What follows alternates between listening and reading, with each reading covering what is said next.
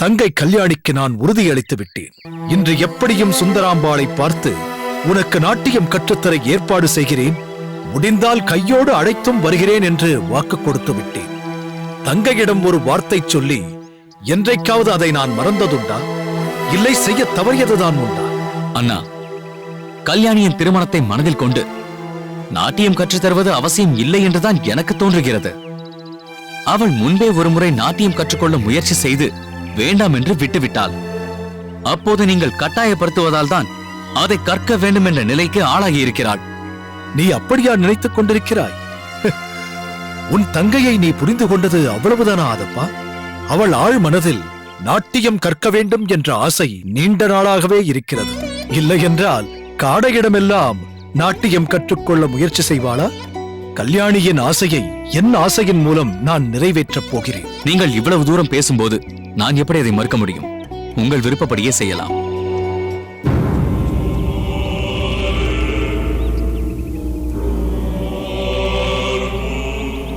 ஏய், அங்க பாருப்பா, அங்க பாருங்க, பாகனேரி அம்பலக்காரங்க நிக்கிறாங்க. வா ஆதப்பா. வணக்கம் ஐயா. வணக்கம் ஐயா, உங்க 2 பேரையும் இங்க பாப்போன்னு நாங்க எதிர்பார்க்கவே இல்லைங்கய்யா. ஆமாம், நீங்கள் எல்லோரும் கூட்டமாக எங்கே சென்று கொண்டிருக்கிறீர்கள்? என்னங்கய்யா இப்படி கேட்டுட்டீங்க? மேனா மையன செட்டியார் பேத்தி கனகப்பிரியாவுக்கு இன்னைக்கு கல்யாணமாச்சே. நாங்க எல்லாரும் அங்கதாயா போய்கிட்டு இருக்கோம். நீங்களும் அதுக்கு தான் வந்திருப்பீங்கன்னு நினைக்கிறேன். நாங்க சீக்கிரம் போனுங்கய்யா, தாமதிச்சா நடன நிகழ்ச்சி ஆரம்பிச்சிருவாங்க, நிக்க கூட இடம் கிடைக்காது. அப்படி யாரப்பா நடனம் ஆட போகிறது? ஆடலரசி சுந்தராம்பாளை விட்டா இப்படிப்பட்ட பெரிய நிகழ்ச்சியில் ஆடுறதுக்கு வேற யாருக்கு திறமை இருக்கு? சுந்தரிய தவிர வேற யாரும் ஆட முடியாதுங்கய்யா. அப்படியாப்பட்ட ஆடலரசி. ஐயா, நேரமாச்சுங்கய்யா, நாங்க உத்தரவு வாங்கிக்கிறோம். வாருங்க.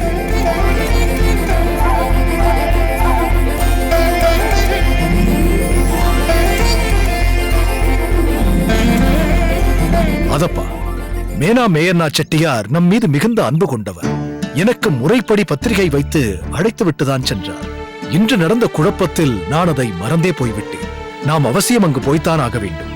அத்தோடு சுந்தராம்பாள் நடனமும் அங்கு நடக்க இருப்பதாக சொல்கிறார்களே.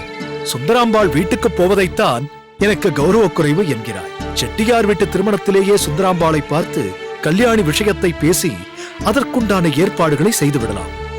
என்ன சொல்கிறாய்? சரியான யோசனை அண்ணா. உடனே புறப்படுவோம். நாம் புறப்பட்ட 2 காரியங்களில் ஒன்று சங்கடத்தில் முடிந்துவிட்டது, மற்றொன்றாவது சுமூகமாக முடியட்டும்.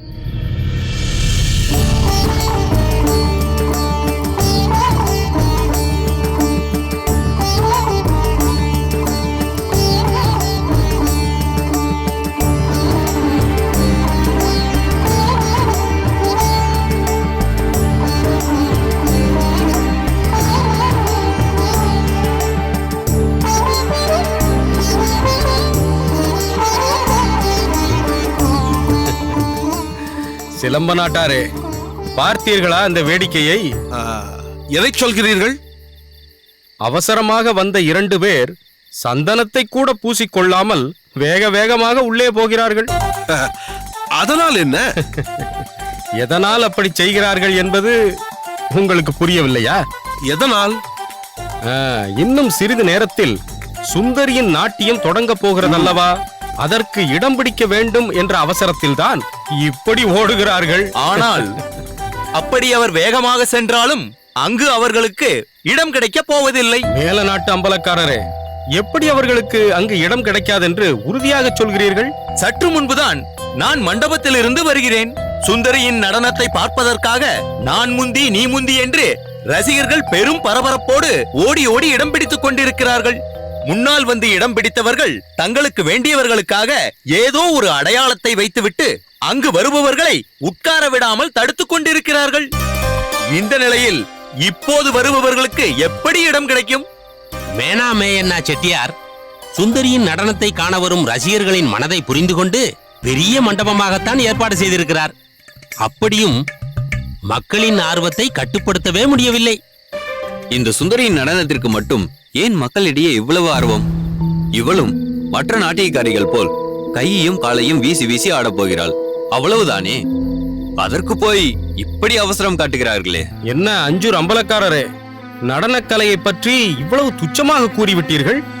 நாட்டிய கலையை பயில்வதற்கு ஒவ்வொருவரும் எத்தனை மாதங்கள் நட்டுவனாரிடம் சென்று பயிற்சி பெறுகிறார்கள் என்பது தங்களுக்கு தெரியுமா? கையில் எத்தனை முத்திரைகள், காலில் எத்தனை ஜதிகள் பயில்கிறார்கள் என்றெல்லாம் உங்களுக்கு தெரியுமா? கலைகளிலேயே மிகச் சிறந்த கலை நாட்டியக் கலை என்பதால் தான் தில்லை நடராஜரே அதை ஆடிக்கொண்டிருக்கிறார். அதன் காரணமாகத்தான் அவருக்கு ஆடல் அரசன், அம்பல கூத்தன் என்றெல்லாம் பெயர்கள் உண்டு. சிறுகுடியாரே, நீங்கள் ஒன்றும் தவறாக நினைக்க வேண்டாம். விளையாட்டாக பேசுவதாக நினைத்துக் கொண்டு இப்படி விபரீதமாக சில நேரங்களில் பேசிவிடுவார் அஞ்சூர் நாட்டார். நல்ல வேளையாக நாம் இங்கு தனியாக நின்று பேசிக் கொண்டிருக்கிறோம். நடன ரசிகர்கள் யாராவது இதை கேட்டிருந்தால் தேவையில்லாத பிரச்சனை தான் ஏற்பட்டிருக்கும். அஞ்சூர் நாட்டாரே, உங்களுக்கு ஒன்று சொல்கிறேன். சுந்தரி மற்ற நடன மாந்தர்கள் போல் கிடையாது. தனது கலை தெய்வத்திற்கே அர்ப்பணிக்கப்படும் கலை என்று நினைத்து வாழ்பவள். சுந்தரியின் நாட்டியத்தை காணும் பொழுது நீங்களே அதை புரிந்து கொள்வீர்கள். வணக்கம். வணக்கம். மேலநாடு, அஞ்சியூர் நாடு, ஆனூர் நாடு என அத்தனை அம்பலக்காரர்களும் இணைந்து வந்திருப்பது எனக்கு மிகவும் பெருமை தருகிறது. சிறுகுடி அம்பலத்தார் இளவழகனாரே, நீங்களும் சிலம்ப நாட்டு அம்பலக்காரரும் இணைந்து வந்திருப்பது எனக்கு பெரும் மகிழ்ச்சியை தருகிறது. தங்கள் இல்லத்தில் நடக்கும் திருமணம் எனும் போது நாங்கள் வராமல் இருப்போமா? அதனால்தான் எங்களோடு இத்தனை அம்பலக்காரர்களும் வந்திருக்கிறார்கள். இதன் மூலம் நீங்கள் என்னை மிகவும் கௌரவப்படுத்தி விட்டீர்கள்.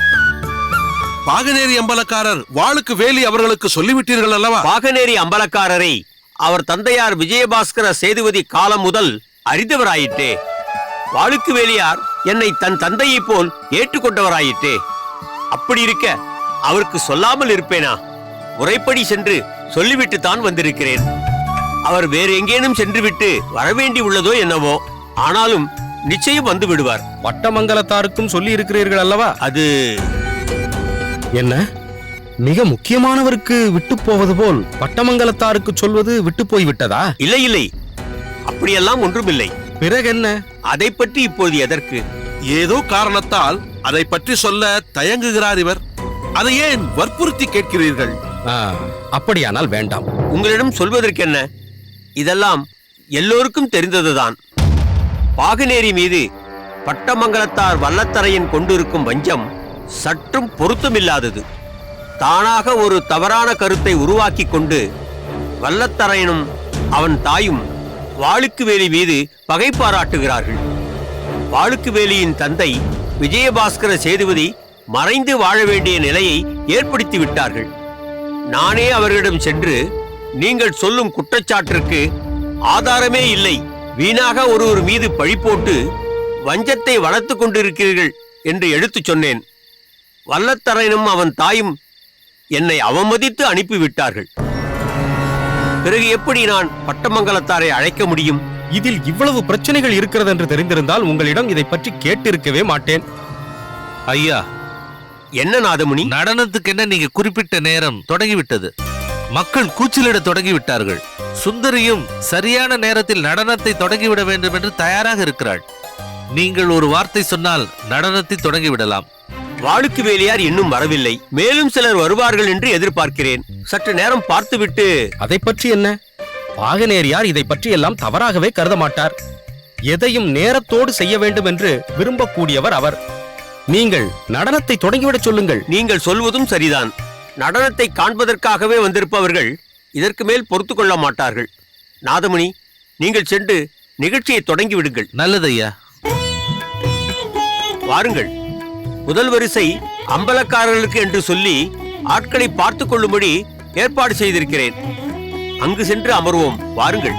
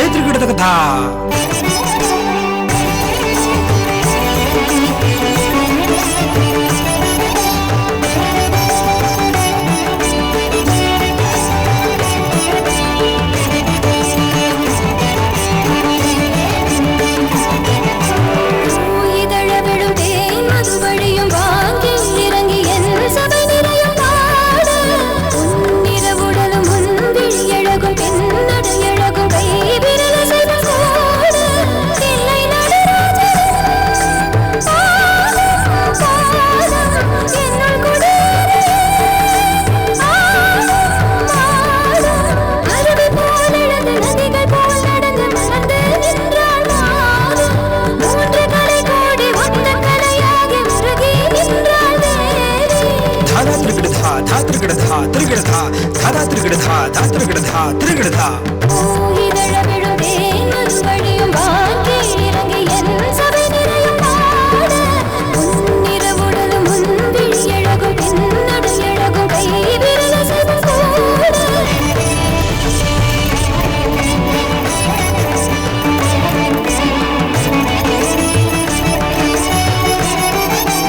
பாகனேரியார்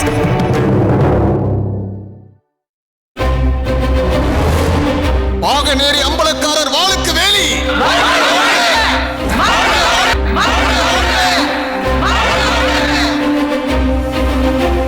வணக்கம். பாருங்கள் பாருங்கள்.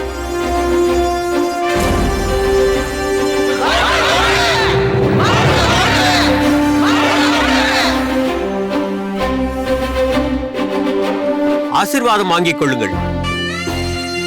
16 பெற்று பெரும் சிறப்போடு வாழுங்கள். எழுந்திருங்கள்.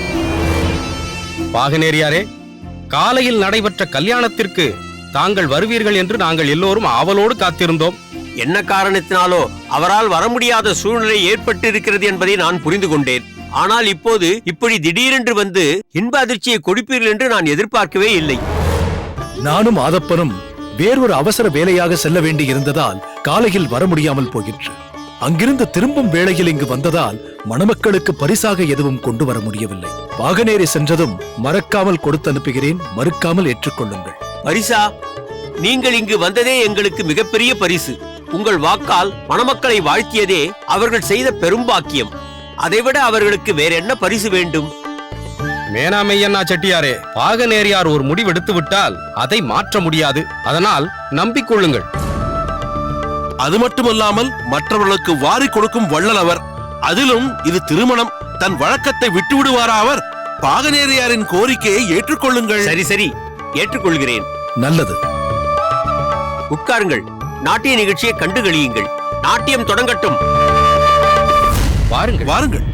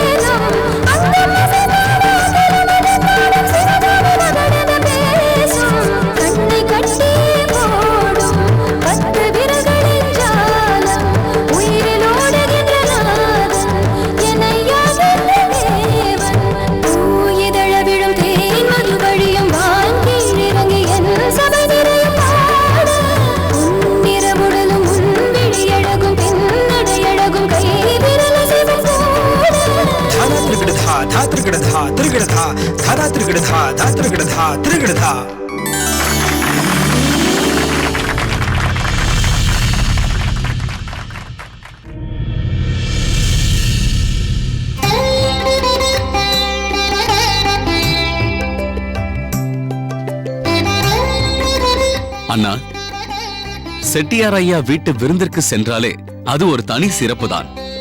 அந்த விருந்தில் பரிமாறப்பட்ட ஒவ்வொரு வகையான உணவும் ஒவ்வொரு சுவையாக அமைந்திருந்தாலும் சுவையையும் ஒரு சுவையாக உருவாக்கி ஒரு அருமையான விருந்தை அவர் ஏற்பாடு செய்துவிட்டார்.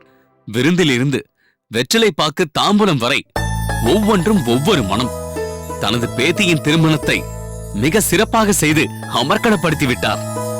அதப்பா, விருந்தில் பரிமாறப்பட்ட உணவின் மனத்தை விட செட்டியார் ஐயாவின் குணம் அனைத்தையும் மிஞ்சிவிட்டது. உண்மைதான் அண்ணா.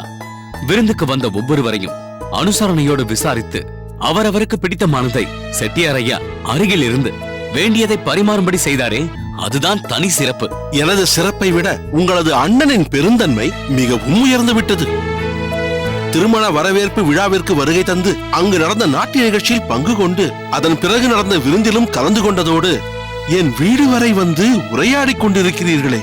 உங்களுக்கு இருக்கும் எத்தனையோ வேலைகளுக்கு நடுவே இந்த மேனா மெய்யண்ணாவுக்கு இந்த அளவுக்கு நேரத்தை ஒதுக்கி இத்தகைய பெருந்தன்மையை எனக்கு ஏற்படுத்தியது உங்களது பெருந்தன்மைதானே? இல்லை செட்டியாரே, இல்லை. என் வருகையை விட நீங்கள் ஏற்பாடு செய்திருந்த அந்த நாட்டிய நிகழ்ச்சிதான் மிக மிகச் சிறப்பு வாய்ந்தது. ஒரு சிறப்பான நிகழ்ச்சியை ஏற்பாடு செய்ய மிக முக்கிய காரணமாக இருந்தவள் என் பேத்தி கனகப்பிரியாதான். அப்படியா? அந்த அளவிற்கு சுந்தரியின் நாட்டியத்தின் மீது அவ்வளவு ஈடுபாடா? ஈடுபாடு என்று சொல்வதை விட என் பேத்தி சுந்தரியின் நாட்டியத்திற்கு அடிமை என்றுதான் சொல்ல வேண்டும். அந்த அளவிற்கு சுந்தரி நாட்டியத்திற்கு பித்தாக இருக்கிறாள். சிறு வயதிலிருந்தே கனகப்பிரியாவிற்கு சுந்தரியிடம் நாட்டியம் பயில வேண்டும் என்று ஆசை. ஆனால் சில காரணத்தினால் அது நடக்கவில்லை. இருந்தாலும் சுந்தரியை தனது மானசீக குருவாகவே ஏற்றுக்கொண்டு விட்டாள் கனகப்பிரியா. என்னால் தான் சுந்தரி அக்காவிடம் நாட்டியம் பயில முடியவில்லை. எனது திருமணத்தின் போதாவது அவரது நாட்டிய நிகழ்ச்சியை ஏற்பாடு செய்யுங்கள் என்று என்னிடம் கோரிக்கை வைத்தாள். நானும் சுந்தரியிடம் சென்று இதை பற்றி சொல்லி உன்னுடைய நிகழ்ச்சி நடைபெற வேண்டும் என்று கேட்டபோது ஒரு வார்த்தை கூட மறுவார்த்தை பேசாமல் உடனே ஒப்புக்கொண்டு விட்டாள். அதேபோல் என் கோரிக்கையை சுந்தரி நிறைவேற்றிவிட்டால் நான் மிகவும் மகிழ்ச்சி அடைவேன். என்ன சொல்கிறீர்கள் அம்பலம்? அது என்ன கோரிக்கை? என் தங்கை கல்யாணிக்கு சுந்தராம்பாள் நாட்டியம் கற்றுக் கொடுக்க வேண்டும். அதுதான் என் கோரிக்கை. என்ன அம்பலம், இதை பற்றி மேடையிலேயே சொல்லியிருந்தால் அங்கேயே சொல்லி அப்பொழுதே சுந்தரியிடம் அதற்கான சம்மதத்தை பெற்றிருப்பேனே. அதற்கான சூழ்நிலை ஏற்படவில்லை. நிகழ்ச்சி முடிந்ததும் அம்பலக்காரர்களும் மக்களும் என்னை சூழ்ந்து கொண்டு விட்டார்களே. அந்த நிலையில் சுந்தரியை சந்தித்து என்னால் எப்படி பேச முடியும்? இப்பொழுது மட்டும் என்ன கெட்டுவிட்டது? நீங்கள் இன்று இரவு இங்கேயே தங்கிவிடுங்கள். காலையில் சென்று இதை பற்றி சுந்தரியிடம் பேசி சம்மதம் பெற்று விடுவோம். இல்லை செட்டியாரே, இல்லை. இங்கு தங்குவதற்கான சூழ்நிலை இப்போது இல்லை. நான் காலையில் வீட்டை விட்டு புறப்பட்டதே மருது சகோதரர்கள் விஷயமாக ஒரு முக்கியமான நபரை சந்திக்க வேண்டும் என்பதற்காகத்தான். அதனால்தான் காலையில் முகூர்த்தத்திற்கு கூட என்னால் வர முடியவில்லை. நான் புறப்படும் போதே அம்மாவும் தங்கையும் மிகவும் பதற்றமாயிருந்தார்கள். அதற்கு காரணம் நான் சந்திக்க இருந்த நபர் அப்படி. இரவு நான் வீடு திரும்பவில்லை என்றால் என்னானதோ ஏதானதோ என்று மேலும் பதற்றமடைந்து விடுவார்கள். அதனால் எவ்வளவு சீக்கிரம் வீடு திரும்ப முடியுமோ அவ்வளவு சீக்கிரம் நான் வீடு திரும்பியாக வேண்டும். நான் புறப்படுவதற்கு முன்னால் எப்படியாவது சுந்தரியை சந்தித்து விட்டால் பரவாயில்லை என்று நினைக்கிறேன். அண்ணா, நாட்டியம் தொடங்குவதற்கு முன்பே சுந்தரியை சந்தித்து பேசிவிடுங்கள் என்று சொன்னேன். தாங்கள் தான் ஏற்றுக்கொள்ளவில்லை. இந்த நேரத்தில் நாம் சுந்தரியை சந்திப்பது தவறாக இருக்கும் என்பது என் கருத்து. இல்லை யாதப்பா, எப்படியும் சுந்தரியை சந்தித்து விட்டுதான் போக வேண்டும். அப்படியானால் ஒன்று செய்யுங்கள். நீங்கள் உடனே புறப்படுங்கள். நான் இன்று இரவு இங்கேயே தங்கிவிட்டு நாளை காலை சுந்தரியை பார்த்து பேசிவிட்டு வருகிறேன். அது சரி வராது ஆதப்பா. ஏற்கனவே ஒரு முறை நீ சென்று அதை பற்றி பேச முடியாமல் திரும்பி இருக்கிறாய். அதனால் நானே நேரில் சென்று சுந்தரியிடம் கல்யாணிக்கு நாட்டியம் கற்றுக் கொடுக்க அழைப்பு விடுத்து அதற்கான அச்சாரத்தையும் கையோடு கொடுத்துவிட்டு வருவதுதான் முறை. செட்டியாரையா, இந்த இரவில் சுந்தரி வீட்டிற்கு செல்வதால் தங்களுக்கு சங்கடம் ஒன்றும் இல்லையே? இதில் சங்கடப்பட என்ன இருக்கிறது? பாகனேரி அம்பலக்காரர் ஒரு விஷயத்தை பற்றி பேச வேண்டும் என்று தீர்மானித்து விட்டால் அதில் பகல் என்ன இரவென்ன? எந்த நேரமானாலும் அதை ஏற்றுக்கொள்ள வேண்டியது ஒவ்வொருவருடைய கடமை அல்லவா? எதை பற்றியும் எதுவும் யோசிக்க வேண்டாம். இப்போதே சுந்தரி வீட்டிற்கு செல்வோம். நாட்டியம் கற்றுத் தருவதற்கான அச்சாரத்தை கொடுப்போம்.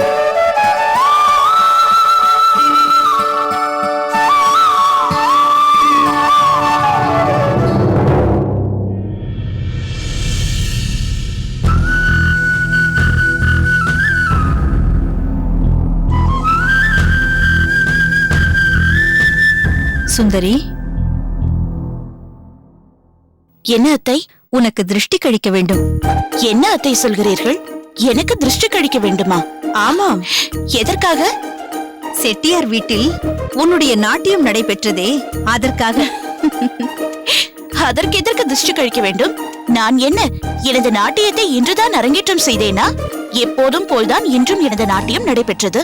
எப்பொழுதும் போலெல்லாம் இல்லை. இன்று உனது நாட்டியம் மிகவும் அற்புதமாகவும் கூடுதல் சிறப்பாகவும் இருந்தது. நான் நாட்டியம் கற்றுக் கொடுத்த சுந்தரியா இந்த அளவிற்கு ஆடுகிறாள் என்று எனக்கே திகைப்பாக இருந்தது. எல்லாம் உங்கள் ஆசீர்வாதம் தான் அத்தை. இல்லை சுந்தரி, இது என்னுடைய ஆசீர்வாதம் என்பதை விட நீ இந்த நாட்டிய கலை மீது கொண்டிருக்கும் ஈடுபாடும் பக்தியும், அதுதான் உன்னை இந்த அளவிற்கு உயர்த்தி கொண்டிருக்கிறது. அதுதான் உன்னை இந்த அளவிற்கு ஆட வைத்திருக்கிறது. உனக்குள் சுடர்விட்டுக் கொண்டிருக்கும் நாட்டியம் என்னும் தீபத்தை நான் சற்று தூண்டிவிட்டேன் என்பதுதான் உண்மை. அதைத் தவிர இதில் என் பங்கு என்று ஒன்றுமில்லை. அனைத்தும் அந்த நடராஜ பெருமானின் அருள்தான் அத்தை. அதனால்தான் திருஷ்டி கழிக்க வேண்டும் என்கிறேன். உனக்கு மட்டுமல்ல, வடிவிற்கும் சேர்த்துதான் திருஷ்டி கழிக்க வேண்டும். என்ன அத்தை, கேலி செய்கிறீர்களா? அக்காவின் நாட்டியம் இன்று அதி அற்புதமாக இருந்ததால் அனைவருடைய பார்வையும் அக்காவின் மீது பதிந்திருக்கும். அதற்காக அவளுக்கு திருஷ்டி கழிக்க வேண்டியது அவசியம்தான். எனக்கு எதற்கு இதெல்லாம் செய்ய வேண்டும்? நீ வேறு வடிவு. சுந்தரியின் நாட்டியத்தை கண்டு பலரது பார்வை அவள் மீது படிந்ததென்றால் உன்னுடைய அழகை கண்டு எத்தனை அம்பலக்காரர்கள் வைத்த கண் வாங்காமல் உன்னையே பார்த்து கொண்டிருந்தார்கள் என்பது எனக்குத்தானே தெரியும். பார்த்தால் பார்த்துவிட்டு போகட்டும். அம்பலக்காரர்கள் தானே என் அழகை ரசித்தார்கள். ஆமாம், வந்திருந்த அம்பலக்காரர்களில் ஒருவனாவது இளைஞனாக இருந்தானா? எல்லாம் பாதி கிழம். அவர்கள் கெட்ட கேட்டுக்கு உன்னை விழுங்கி விடுவது போல் பார்த்து கொண்டிருந்தார்கள். உன் மீது படிந்த அந்த பார்வையை தடுப்பதற்காகவாவது உனக்கு திருஷ்டி கழித்துதான் ஆக வேண்டும். நாதமுனி,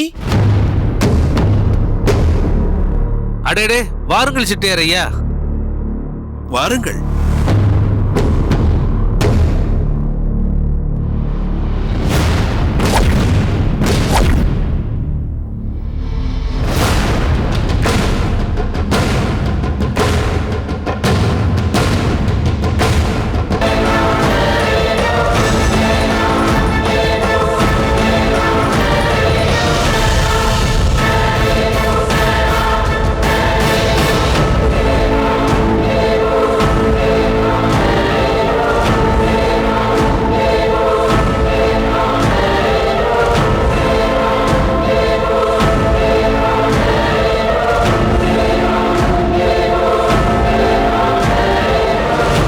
வாருங்கள்.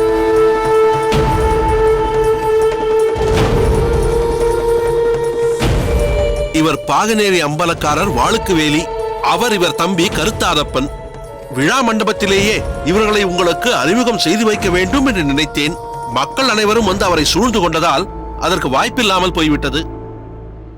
பாகனேரி அம்பலக்காரரை நான் நன்றாக அறிவேன். நான் மட்டுமல்ல, இந்த நாட்டில் உள்ள அனைவரும் இவர்களை நன்றாக அறிவார்கள். வடிவு, நாற்காலி கொண்டு வா, இவர்கள் அமர்ந்து பேசட்டும். இல்லை நாதமுனியாரே, அமர்ந்து பேசும் சூழல் இப்போது இல்லை. நான் அவசரமாக போக வேண்டியிருக்கிறது. அதனால் சுந்தரியிடம் ஒரு சில விஷயங்களை பேசிவிட்டு நான் உடனே புறப்பட்டு விடுவேன். உன்னை பற்றி கேள்விப்பட்டிருக்கிறேன். சுந்தரி ஒரு நாட்டிய தாரகை, ஆடல் அரசி, நாட்டியத்திற்கென்றே பிறந்தவள் என்று சொல்லியிருக்கிறார்கள். ஒருவர் மீது அளவற்ற பற்று ஏற்பட்டு விட்டால் அவரை பற்றி அதிகமாக புகழ்ந்து பேசுவார்கள். அப்படி உன் மீது கொண்ட அன்பினால்தான் இப்படியெல்லாம் பேசுகிறார்கள் என்று நினைத்தேன். ஏனென்றால் என்னை பற்றியே சில பேர் அப்படி பேசியிருக்கிறார்கள். ஆனால் உனது நாட்டியத்தை பார்த்த பிறகு அந்த பாராட்டுக்கள் அனைத்தும் உண்மை என்பதை உணர்ந்து கொண்டேன். மேடையில் உன் நடனத்தை கண்டபோது என் பார்வைக்கு சுந்தரி அங்கு தெரியவில்லை. அந்த ரம்பையோ ஊர்வசியோ ஆடியிருந்தால் எப்படி இருக்குமோ அப்படித்தான் தெரிந்தது. ஓ, ரம்பை ஊர்வசி ஆட்டத்தை கூட நீங்கள் பார்த்திருக்கிறீர்களோ? பலே, பரவாயில்லை. ரம்பையையும் ஊர்வசியையும் யார் பார்த்திருக்கிறார்கள்? கேள்விப்பட்ட விஷயத்தை தான் சொன்னேன். முனிவர்களின் தவங்களைக் கூட கலைக்கும் ஆற்றல் அவர்களின் நடனத்துக்கு உண்டு என்பதை கதைகளில் படித்தும் சொல்லியும் கேள்விப்பட்டிருக்கிறேன். ஆனால் நாட்டியத்தால் மாமுனிவர்களின் தவத்தை கூட கலைக்க முடியும் என்பதை உன் நாட்டியத்தை பார்த்த பிறகு நான் உணர்ந்து கொண்டேன்.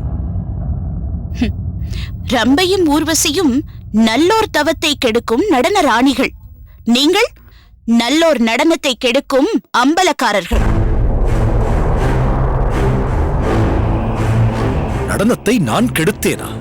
என்னம்மா சொல்கிறாய்? நான் உன் நாட்டியத்தை ரசித்துக் கொண்டல்லவா இருந்தேன். ரசித்தீர்களா? பந்தலிலே வந்து உட்கார்ந்து கொண்டு பாகனேரி ராஜ்யத்தின் பரிபாலனத்தை அல்லவா செய்து கொண்டிருந்தீர்கள்? கலைகளிலேயே மிகவும் சிறப்பு மிக்க கலை நாட்டிய கலை என்று கூறுவார்கள். அப்படிப்பட்ட ஒரு கலை மேடையில் அரங்கேறிக் கொண்டிருக்கும் போது நீங்கள் கீழே அமர்ந்து கொண்டு உங்களது அதிகார வேலைகளை அல்லவா பார்த்துக் கொண்டிருந்தீர்கள். நல்லதொரு நாட்டியத்தை கண்டு ரசிக்காமல் சுற்றி உள்ள அனைவரின் கவனத்தையும் அல்லவா சிதறடித்துக் கொண்டிருந்தீர்கள். நாட்டிய கலையை அலட்சியப்படுத்தி உங்களது அதிகாரத்தை அங்கு அரங்கேற்றிக் கொண்டிருந்தீர்கள். அது உங்கள் தவறல்ல, பிறவி குணம். பிறந்ததிலிருந்தே மற்றவர்கள் உங்களுக்கு மரியாதை கொடுத்து பழகியதால் அது உங்கள் ரத்தத்திலேயே கலந்து விட்டது. அதனால்தான் சக மனிதர்களுக்கு தர வேண்டிய மரியாதையை கூட உங்களால் தர முடியவில்லை. அப்படி இருக்கும்போது நாட்டியத்திற்கும் நாட்டிய கலைஞர்களுக்கும் நீங்கள் எப்படி மதிப்பளிப்பீர்கள்? என்றைக்கும் ஏற்படாத அவமானம் எனக்கும் என் கலைக்கும் இன்றைக்கு உங்களால் ஏற்பட்டது. சுந்தரி, என்னமா பேசுகிறாய்? மரியாதை தெரியாமலா பாகநேரி அம்பலக்காரர் உன் வீடு தேடி வந்து உன்னை பாராட்டிக் கொண்டிருக்கிறார்? உன் நாட்டியத்தை பற்றி எந்த அளவிற்கு அவர் புகழ்ந்தார் என்பது எனக்குத்தானம்மா தெரியும். பாகநேரி அம்பலக்காரர் உன் நாட்டியத்தை பாராட்ட நீ கொடுத்து வைத்திருக்க வேண்டுமம்மா. அது உன் பாக்கியம் என்றுதான் சொல்ல வேண்டும். ஓ, அப்படியா? பாகநேரி அம்பலக்காரரால் எனக்கு இந்த பாக்கியம் கிடைத்திருக்கிறது என்றால் இது ஒன்றே என் வாழ்க்கைக்கு போதும். இனி பணம் கூட வேண்டாம் நாட்டிய நிகழ்ச்சிக்கு. சுந்தரி, யாரிடம் பேசுகிறோம், என்ன பேசுகிறோம் என்பது கூட தெரியவில்லையா உனக்கு? இருக்கட்டும். மண்டபத்தில் ஏற்பட்ட பரபரப்பில்தான் சுந்தரி இப்படி பேசுகிறாள். சுந்தரி, அங்குள்ள மக்கள் என்னை கண்டதும் அவர்கள் என் மீது கொண்டுள்ள அளவற்ற அன்பை வெளிப்படுத்த தொடங்கிவிட்டார்கள். அதை எப்படி நான் விலக்கி வைக்க முடியும்? அவர்களுக்குள்ள தேவையை, கோரிக்கையை என்னிடம் கூறும்போது எப்படி நான் அதை நிராகரிக்க முடியும்? அது நாகரிகமாகுமா? நல்லதொரு நாட்டிய நிகழ்ச்சி நடந்து கொண்டிருக்கும் போது அது பாதியிலேயே தடைப்படும்படி செய்வதுதான் உங்கள் நாகரிகமா? ஒரு நாட்டை பரிபாலிக்கக்கூடிய அம்பலக்காரன் பொது நிகழ்ச்சிக்கு வரும்போது அங்கு வசிக்கக்கூடிய மக்கள் அவர்களுடைய தேவையை கோரிக்கையாக வைப்பது என்பது வழக்கமாக நடக்கக்கூடிய ஒன்றுதான். அவர்கள் என்னை நாடி வரும்போது நான் நாட்டியம் பார்த்துக் கொண்டிருக்கிறேன் என்று அவர்களை அலட்சியப்படுத்த முடியாது. ஆனால் அந்த நிகழ்ச்சி உனக்கு இந்த அளவிற்கு மன உளைச்சலை ஏற்படுத்தியிருக்கும் என்று நான் சிறிதும் நினைக்கவில்லை. உனது கலைத்திறனை கேள்விப்பட்டுத்தான் உனது நாட்டியத்தை காண வந்தேனே தவிர உன் உள்ளத்தை புண்படுத்தும் நோக்கம் எள்ளளவும் எனக்கு இல்லை. அண்ணா, நேரமாகிறது, போகலாம். பொறுஆதப்பா, வந்த விஷயத்தை பற்றி பேசாமல் எப்படி போவது? அதுதான் விஷயம் இப்போது வேறு விதமாக போகிறதே. பாகநேரி அம்பலக்காரரிடமே குறை கண்டுபிடிக்கும் அளவிற்கு ஒரு ஆடல் அரசி திருக்கோட்டியூரில் இருக்கிறாள் என்பது மிகப்பெரிய விஷயம்தான். உங்களுடைய உயர்ந்த பண்பாடும் பெருந்தன்மையும் உங்களை பற்றி தவறாக பேசினாலும் அவர்களுடைய மனம் நோகக்கூடாது என்பதற்காக நாட்டியத்தின் இடையில் ஏற்பட்ட தடங்களுக்கான விஷயத்தை புள்ளி விவரத்தோடு தெரிவித்துக் கொண்டிருக்கிறீர்கள். ஆனால் அதற்கான அவசியமே இல்லை என்று எனக்கு தோன்றுகிறது. ஏனென்றால் அதை ஏற்றுக்கொள்ளும் பக்குவம் இவர்களுக்கு இல்லையே. இல்லைதான், அந்த பக்குவம் எனக்கு இல்லை என்றே வைத்துக் கொள்ளுங்கள். ஏதோ 2 வார்த்தை எதிர்த்து பேசிவிட்டேன் என்பதற்காக உங்களுக்கு கோபம் இவ்வளவு வருகிறதே. அத்தனை பேர் முன்பாக எனது கலையை அவமதித்த போது என் மனம் என்ன பாடுபட்டிருக்கும்? நாட்டியம்தான் எனது நாடி துடிப்பு என்பதும் சலங்கையொலிதான் என் சுவாச காற்று என்பதும் உங்களுக்கு எப்படி தெரியும்? என்னையும் எனது கலையையும் அவமதிக்க வேண்டும் என்பதற்காகவே அரங்கத்திற்கு வந்தீர்களா? நிச்சயமாக இல்லை சுந்தரி. நாங்கள் அங்கு வந்ததே உன்னிடம் ஒரு கோரிக்கையை வைக்க வேண்டும் என்பதற்காகத்தான். நாட்டியமாடும் நடனக்காரியிடம் நாட்டையே ஆளும் அம்பலக்காரருக்கு என்ன கோரிக்கை இருக்க முடியும்? இருக்கிறதே. என் தங்கை கல்யாணி நாச்சியார் நாட்டிய தாரகை சுந்தரியிடம் நாட்டியம் கற்க வேண்டும் என்ற கோரிக்கை இருக்கிறதே. அதற்காக உன்னிடம் ஒப்புதல் பெற வேண்டும் என்ற நல்ல நோக்கத்தோடுதான் நான் இங்கு வந்தேன். வந்த இடத்தில் ஏதோ தேவையில்லாத பிரச்சனைகள் ஏற்பட்டு விட்டது. அதையெல்லாம் மறந்துவிட்டு என் தங்கை கல்யாணியை உன் மாணவியாக ஏற்றுக்கொண்டு நீ அவளுக்கு நாட்டிய பயிற்சி அளிக்க வேண்டும். அதற்கு வெகு விரைவில் நீ பாகநேரிக்கு வர வேண்டும். கலை என்றால் என்னவென்றே தெரியாமல் இருக்கும் உங்களை போன்ற ஒருவர் வீட்டில் ஒருபோதும் இந்த சுந்தரி காலடி எடுத்து வைக்க மாட்டாள். சுந்தரி, போதும் மாமா, போதும். மற்றவர்களுக்கு பயந்து பயந்து வாழ்ந்ததெல்லாம் போதும். வசதி படைத்தவர்கள் அழைத்தால் உடனே சென்று விட வேண்டுமா? அதிகாரம் இருப்பவர்கள் அழைத்தால் அடிபணிந்து போக வேண்டுமா? வேறு ஒரு காரணத்துக்காக அந்த ஆங்கிலேயன் நம்மை அடிபணிந்து போக சொன்னான். இப்போது இவர் இங்கு வந்து தன் தங்கைக்கு நாட்டியம் கற்றுக் கொடுக்க வேண்டும் என்று கூறுகிறார். அக்கா, யாரை யாரோடு ஒப்பிட்டு பேசுகிறாய்? என்னை பொறுத்தவரை எல்லோரும் ஒன்றுதான். அந்த அக்னியு தன் இருப்பிடத்திற்கு வந்து நான் நாட்டியம் ஆட வேண்டும் என்றான். இவர் தன்னுடைய இருப்பிடத்திற்கு வந்து தன் தங்கைக்கு நாட்டிய பயிற்சி அளிக்க வேண்டும் என்கிறார். இவர் சொல்வதற்கு பெயர் கோரிக்கை அல்ல, கட்டளை. சுந்தரி, என் அம்பலத்தில் வேலை பார்க்கும் வேலைக்காரர்களிடம் கூட கட்டளையாக சொல்லி எந்த ஒரு காரியத்தையும் செய்ததில்லை. கருணையோடு சொல்லித்தான் அதை நிறைவேற்றிக் கொண்டிருக்கிறேன். அப்படிப்பட்டவன் தான் இந்த வாளுக்கு வேலி. நான் உன்னிடம் வைத்தது கோரிக்கைதான், கட்டளை அல்ல. அண்ணா, இதற்கு மேலும் இங்க இருப்பது நல்லதல்ல. பாகனேரி அம்பலக்காரர் தன்னிடத்தில் வந்து பேச மாட்டாரா என்று ஜமீன்தாரர்களும் அம்பலக்காரர்களும் ஏன் பாளையக்காரர்கள் கூட காத்துக் கொண்டிருக்கிறார்கள். நீங்கள் உங்கள் தகுதியை மறந்து இங்கு வந்து இவ்வளவு தூரம் பேசியும் அதற்குண்டான மரியாதை தரப்படவில்லை எனும்போது நாம் இங்கு இருக்க வேண்டிய அவசியமே இல்லை. வாருங்கள் போகலாம். போங்கள். யார் உங்களை போக வேண்டாம் என்று தடுத்தது? கலையை மதிக்க தெரியாதவர்களை சந்திப்பதில் எனக்கு விருப்பமும் இல்லை, அவர்களுக்கு நாட்டியத்தை கற்றுத்தருவதில் எனக்கு நாட்டமும் இல்லை. சுந்தரி, போதும். எதற்கும் ஒரு எல்லை உண்டு. எல்லாவற்றிற்கும் வரைமுறை ஒன்று உண்டு. எனக்கு கலையை பற்றி எதுவும் தெரியாது என்று மீண்டும் ஒரு முறை சொல்லாதே. சந்தர்ப்ப சூழ்நிலையின் காரணமாகத்தான் அப்படி ஒரு சம்பவம் ஏற்பட்டு விட்டது. சூழ்நிலைக்கு தக்கவாறு நடந்து கொள்பவர்களிடம் எனக்கு எந்த நட்பும் தேவையில்லை. சுந்தரி, நீ பேசுவது பரங்கியரிடம் அல்ல, பாகனேரி அம்பலக்காரனிடம். அதை மறந்து விடாதே. பார்த்து பேசு. பாகனேரி அம்பலக்காரர் என்ன? அந்த பகவானே என் கலையை மதிக்காமல் என் வீடு தேடி வந்தாலும் நான் மதிக்க மாட்டேன். பொன்னையும் பொருளையும் கொட்டி கொடுத்தாலும் மதியாதார் தலைவாசலை மிதிக்க மாட்டாள் இந்த சுந்தரி. வஞ்சிக் கொடியே, நீ வாதிடுவது வாளுக்கு வேலியுடன். உமது கையில் மின்னும் வாளை விட என் காலில் ஒலிக்கும் சலகைக்கு சக்தி அதிகம். என்ன சொன்னாய்? அண்ணா,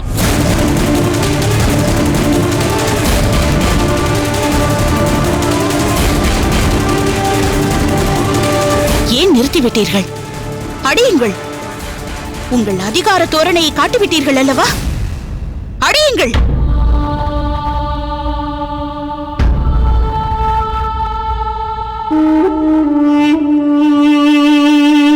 நீங்கள் என்ன செய்தாலும் அதை தட்டி கேட்பதற்கு யார் இருக்கிறார்கள்? அந்த ஆங்கிலேயன் ஒரு பக்கம் எங்களை அடிமையாக்க பார்க்கிறான் என்றால் அம்பலக்காரர்கள் அதே காரியத்தை தானே செய்கிறீர்கள். இத்தகைய வாழ்க்கையை வாழ்வதை விட நாங்கள் சாவது எவ்வளவு மேல். போகலாம் மாதப்பா.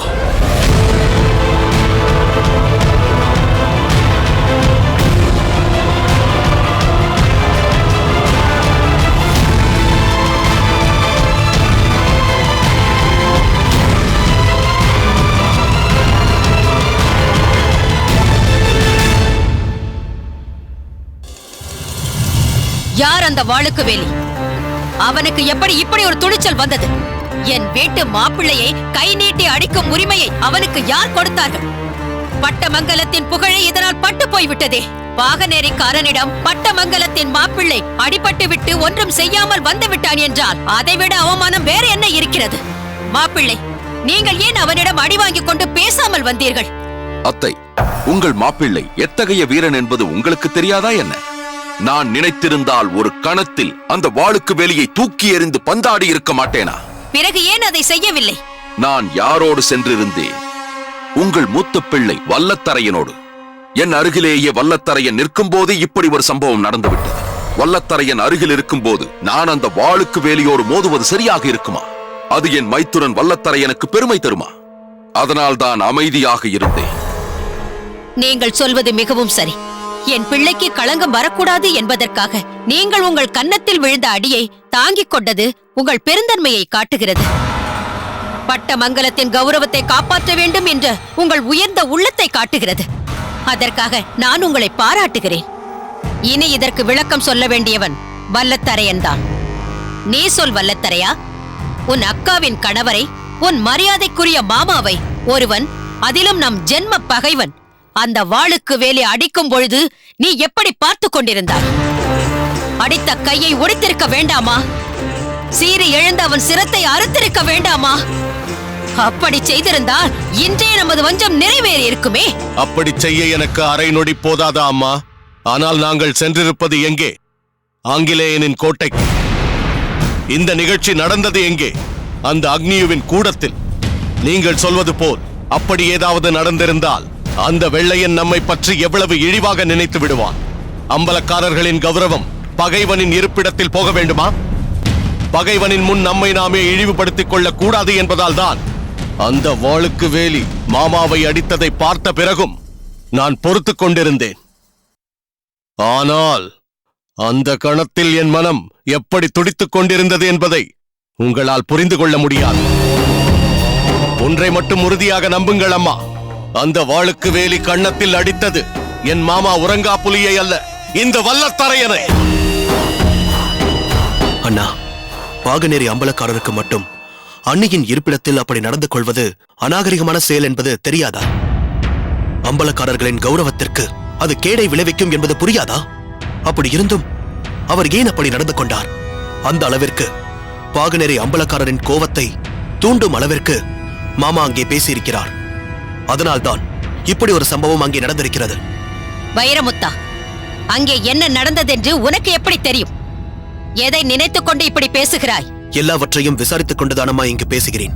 மாமா ஒருவரை பற்றி இழிவுபடுத்தி பேச ஆரம்பித்தால் எப்படியெல்லாம் பேசுவார் என்பது நமக்கு தெரியாதா என்ன? அதுதானே பார்த்தேன். அங்கு ஏதோ நடந்திருக்க வேண்டும், இவர் ஏதோ பேசியிருக்க வேண்டும். அதை தாங்க முடியாமல் தான் பாகநேரியின் அம்பலக்காரர் அப்படி செய்திருக்க வேண்டும் என்று நினைத்தேன். ஒருவரை தாழ்வுபடுத்தி பேசுவதென்றால் இவர் எந்த எல்லைக்கு வேண்டுமானாலும் சென்று விடுவார். எந்த அளவிற்கு மற்றவர்கள் மனதை புண்படுத்த வேண்டுமோ அந்த அளவிற்கு புண்படுத்தி விடுவார். எப்படியாவது அவர்களை அவமதிக்க வேண்டும் என்பதற்காக எப்படி வேண்டுமானாலும் களங்கப்படுத்துவார். பார்த்தீர்களா அத்தை உங்கள் மகள் பேசுவதை? இவளே இப்படி பேசினால் மற்றவர்கள் என்னதான் பேச மாட்டார்? மனைவியை கணவனை பற்றி குறை பேசினால் மற்றவர்களுக்கு அது இலக்காரமாக போய்விடாதா? மற்றவர்களை விட எனக்குத்தானே உங்களுடைய உண்மையான சுபாவம் தெரியும். அதற்காகத்தான் இப்படி பேசுகிறேன். பாகநேரிக்காரர்கள் ஒருபோதும் அவசரப்பட்டு எதையும் செய்துவிட மாட்டார்கள். அவர்களை பற்றி நான் நன்றாக அறிந்து வைத்திருப்பதால் தான் இப்படி பேசுகிறேன். இப்போது புரிகிறதா அத்தை? வீரம்மாள் பட்டமங்கலத்து பெண்ணாக இருந்தாலும் பாகநேரி மீதுதான் பாசம் அதிகம். சரியாக சொன்னீர்கள் மாப்பிள்ளை. இல்லாவிட்டால் வீரம்மாள் பட்டமங்கலத்திற்கும் பாகநேரிக்கும் நடுவில் இருக்கும் அந்த கோவிலுக்கு போவாளா? அங்கு அந்த பெரிய நாயகி கொடுத்த பிரசாதத்தை வாங்கி வந்து எனக்கே தருவாளா? இப்போது எதற்கு இந்த பேச்செல்லாம்? அக்னியோவை சந்திக்க சென்ற இடத்தில் மாமா என்ன பேசினார்? பாகநேரி அம்பலக்காரர் ஏன் அப்படி நடந்து கொண்டார் என்பதைத்தானே பேசத் தொடங்கினோம். அதை விட்டுவிட்டு வேறு எதையோ பேசுகிறீர்களே அம்மா.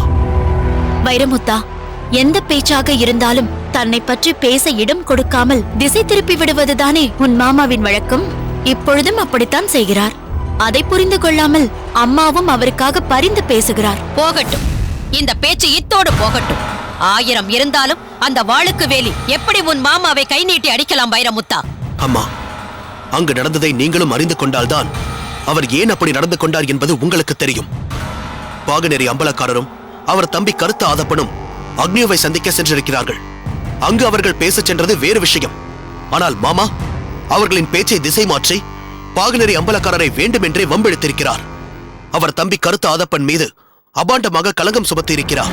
கை நீட்டி அடிக்கும் அளவிற்கு அப்படி என்ன களங்கத்தை சுமத்தி விட்டார் உன் மாமா? திருக்கோட்டியூர் நாட்டியக்காரி சுந்தரிக்கு ஏதோ ஆபத்து நேர்ந்த போது ஆதப்பன் அங்கு சென்று அவளை காப்பாற்றியிருக்கிறான். ஒரு பெண்ணுக்கு தீங்கு நேரும் போது நேர்மையுள்ள ஆண்மகன் அதை பார்த்துக் கொண்டிருப்பானா? அதை தடுக்க மாட்டானா? அதைத்தான் ஆதப்பனும் செய்திருக்கிறான். அதுதானே பண்பாடு. அதை காரணமாக கொண்டு கருத்த ஆதப்பனுக்கும் அந்த சுந்தரிக்கும் தொடர்பு இருப்பதாக வாய்க்கூசாமல் உங்கள் மாப்பிள்ளை பேசியிருக்கிறார். அதை எப்படி பாகநேரி அம்பலக்காரர் பொறுத்துக் கொள்வார்? நான் எங்கேனும் செல்லும் போது ஏதோ ஒரு சந்தர்ப்பத்தில் ஏதோ ஒரு பெண்ணுக்கு ஆபத்து நேரும் போது அவளை நான் காப்பாற்றுவதாக வைத்துக் கொள்ளுங்கள். அதற்காக என்னையும் அந்த பெண்ணையும் தொடர்பு படுத்தி பேசினால் என் அண்ணன் அதை கேட்டுக்கொண்டு சும்மா இருப்பாரா? ஏன் என் அண்ணனையும் யாரோ ஒரு பெண்ணையும் சம்பந்தப்படுத்தி பேசினால் நான் தான் சும்மா இருப்பேனா? அது எப்படி முடியும்? என் அண்ணனை பற்றியா தவறாக பேசுகிறாய் என்று சீறி எழுந்து அவனை அறையத்தான் தோன்றும். அதைத்தான் பாகநேரி அம்பலக்காரரும் செய்தார். தன் தம்பியை பற்றி தவறாக பேசினால் எந்த அண்ணனால் தான் பொறுத்துக் கொள்ள முடியும்? அம்மா, ஆதப்பனை பற்றி எனக்கு நன்றாக தெரியும். எந்த பெண்ணையும் அவன் ஏறெடுத்து கூட பார்ப்பதில்லை. பெண்கள் வருகிறார்கள் என்றாலே அந்த வழியை விட்டு விலகிச் சென்று விடுவான். அவனை பற்றி அவதூறாக பேசினால் எப்படி பொறுத்துக் கொள்ள முடியும்? அதனால்தான் இப்படி ஒரு சம்பவம் நடந்திருக்கிறது. ஒருவனின் நாக்கு அளவிற்கு அதிகமாக பேசும் பொழுது அடுத்தவனின் கை நீளத்தானே செய்யும். போதும் வைரமுத்தா, நண்பன் மீது உனக்குள்ள பாசத்தை நன்றாகவே காண்பித்துக் கொள்கிறாய். உறவை விட உனக்கு நட்புதான் பெரிதாக போய்விட்டது. உன் மாமா அப்படியே ஏதாவது பேசியிருந்தாலும் அந்த வாளுக்கு வேலி வல்லத்தரையனிடம் சொல்லி கண்டித்திருக்க வேண்டுமே தவிர தானே தண்டிக்க முற்பட்டிருக்க கூடாது. விடுங்கள் அம்மா, வைரமுத்தன் அப்படித்தான் பேசுவான். ஆனால் நான் இதை அவ்வளவு எளிதாக விட்டுவிடப் போவதில்லை. எப்படியும் இதற்கு நான் சரியான பாடம் கற்பிப்பேன். என்றாவது ஒரு நாள் அந்த வாளுக்கு வேலி என் கையில் தனியாக அகப்படாமலா போய்விடுவான். என் மாமாவை அடித்ததற்காக அந்த வாளுக்கு வேலியை எந்த அளவிற்கு அவமானப்படுத்த வேண்டுமோ அந்த அளவிற்கு அவனை அவமானப்படுத்தி விட்டுதான் அவனை அழிப்பேன். இது உறுதி.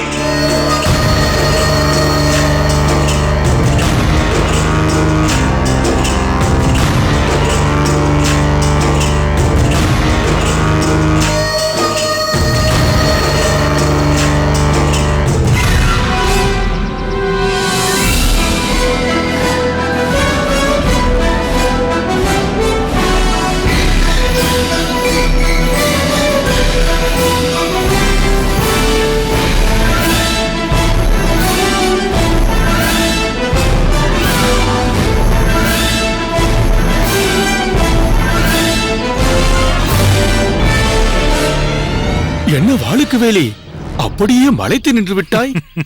ஆங்கிலேயரின் நெருக்கடிக்கு நடுவிலும் இப்படி ஒரு கோட்டையை கட்டி நாட்டை பரிபாலிக்கும் மருது சகோதரர்களின் உயர்வைக் கண்டுதான் நான் மெய்மறந்து நிற்கிறேன். தற்போதுள்ள சூழ்நிலையில் மருது சகோதரர்கள் இந்த கோட்டையை இவ்விதம் பாதுகாப்பது மாபெரும் சாதனை அல்லவா? எதனால் இப்படி கூறுகிறாய்? வரலாற்றை நன்கு அறிந்திருக்கும் தங்களுக்கு நான் அதை பற்றி சொல்ல வேண்டுமா என்ன? வீரபாண்டிய கட்டபொம்மனின் பாஞ்சாலங்குறிச்சி கோட்டையை மிகவும் பாடுபட்டு தகர்த்த பேனர்மேன், அவருக்கு ஆதரவாயிருந்த நாகலாபுரம், கோவார்பட்டி, 7000 பண்ணை, காடல்குடி, குளத்தூர் ஆகியவற்றின் பாளையக்காரர்களின் கோட்டைகளை இடித்து தரைமட்டமாக்கும்படி செய்து விட்டானே. ஆனால் அதற்கு பின்பும் ஊமைத்துறை மீண்டும் மக்கள் துணையோடு மகத்தான கோட்டையை உருவாக்கினார். அதை பெரிதும் பாடுபட்டு பல ஆங்கில சிப்பாய்களை பலி கொடுத்து கைப்பற்றினார்கள். மறுகணமே அந்த கோட்டையை இடித்து தள்ளிவிட்டார்கள். அதனால் பயந்து போன பேனர்மேன் தமிழகத்தில் இனி எவருமே கோட்டைகளை கட்டக்கூடாதென்றல்லவா உத்தரவு பிறப்பித்து விட்டான். அதையெல்லாம் மீறி தங்கள் காளையார் கோயில் கோட்டையை கம்பீரமாக வானலாவ உயர்ந்து நிற்கச் செய்து அதை பாதுகாத்துக் கொண்டிருக்கிறார்களே மருது சகோதரர்கள். சரியாக சொன்னாய் வாளுக்கு வேலி. இன்னமும் பழைய பொலிவோடு விளங்குவது சிவகங்கை சீமையின் அரணாக விளங்கும் இந்த காளையார் கோயில் கோட்டைதான். வெள்ளையர் இங்கு வர வேண்டுமானால் இதை சுற்றியுள்ள 1000 மரங்களை வெட்டிவிட்டுத்தான் தங்கள் பீரங்கிகளை இங்கு கொண்டு வர முடியும். அதற்கு பல மாதங்களாகும். அது மட்டுமல்ல வாளுக்கு வேலி, வேறென்ன வெள்ளையரே, கோட்டையின் பலத்தை விட மேலும் வலிமையானது மருது சகோதரர்களின் மனதின் வலிமை. அதனால்தான் பல கோட்டைகள் அழிந்தாலும் இந்த கோட்டை இன்னும் நிலைத்து நிற்கிறது.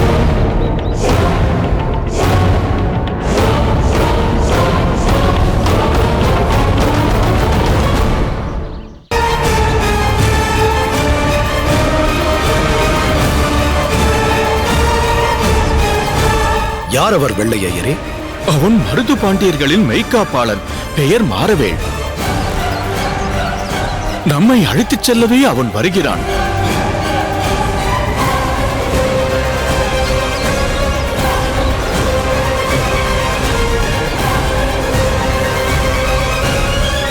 வா மாறவேள். வணக்கம் வெள்ளையரே. வணக்கம் பாகநேரி அம்பலக்காரரே. வணக்கம். உங்களை வரவேற்பதில் நான் பெரிதும் மகிழ்ச்சி அடைகிறேன். தாங்கள் இங்கு வருகிறீர்கள், தங்களை வெள்ளையர் அழைத்து வருகிறார் என்பதை சொல்லி தங்களை வரவேற்கும் பொறுப்பை என்னிடம் தந்திருக்கிறார் மன்னர். ஆனால் நீங்கள் வரப்போவதாக மன்னர் சொல்லியிருந்த நேரத்திற்கு மிகவும் முன்னதாகவே நீங்கள் வந்துவிட்டீர்கள். தாங்கள் சற்று தாமதித்து என்னிடம் சொல்லப்பட்ட நேரத்திற்கு வந்திருந்தார் உங்களை சிறப்பிக்க வரவேற்பு ஏற்பாடு நடந்திருக்கும். எனக்கெதற்கு தனிப்பட்ட வரவேற்பும் வைபவம்?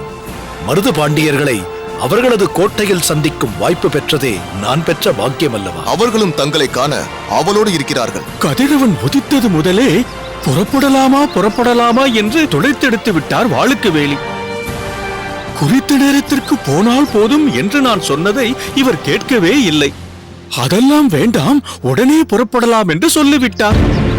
மருது பாண்டியர்களை சந்திப்பதில் அவ்வளவு ஆர்வம்.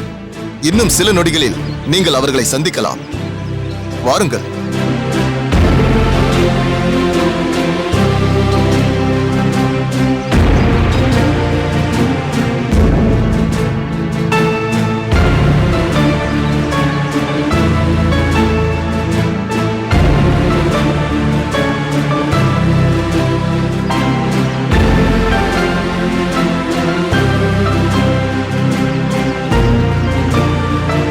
நீங்கள் இப்படி அமருங்கள். நான் மன்னரிடம் சென்று தாங்கள் வந்து விட்டீர்கள் என்பதை கூறி அவர்களை அழைத்து வருகிறேன். மருது பாண்டியர்கள் ஏதேனும் முக்கியமான பணியில் ஈடுபட்டிருந்தால் அவசரப்படுத்த வேண்டாம். அவர்கள் எங்களிடம் சொன்ன நேரத்திற்கே வரட்டும். அதுவரை நாங்கள் காத்திருக்கிறோம். அதற்கு அவசியமில்லை. நீங்கள் வந்து விட்டீர்கள் என்பதை அறிந்தால் அவர்கள் உடனே வந்து விடுவார்கள். இதோ உடனே போய் அழைத்து வருகிறேன்.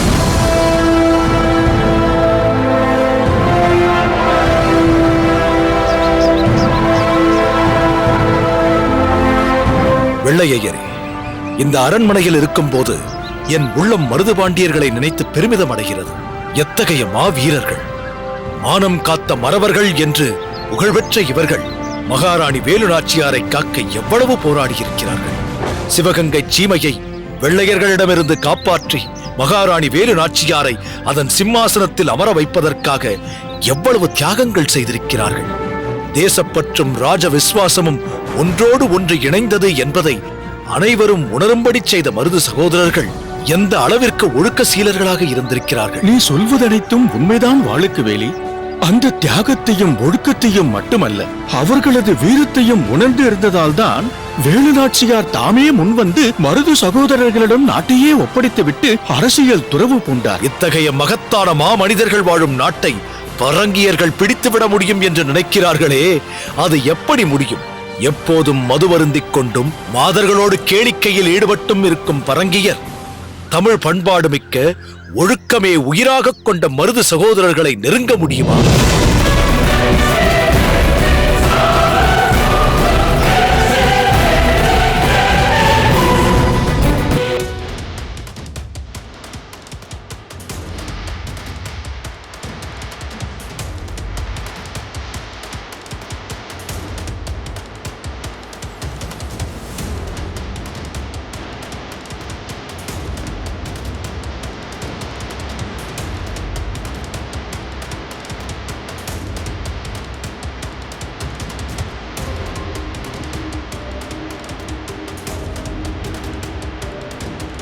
வானம் காத்த மருது பாண்டியர்களுக்கு என் பணிவான வணக்கம்.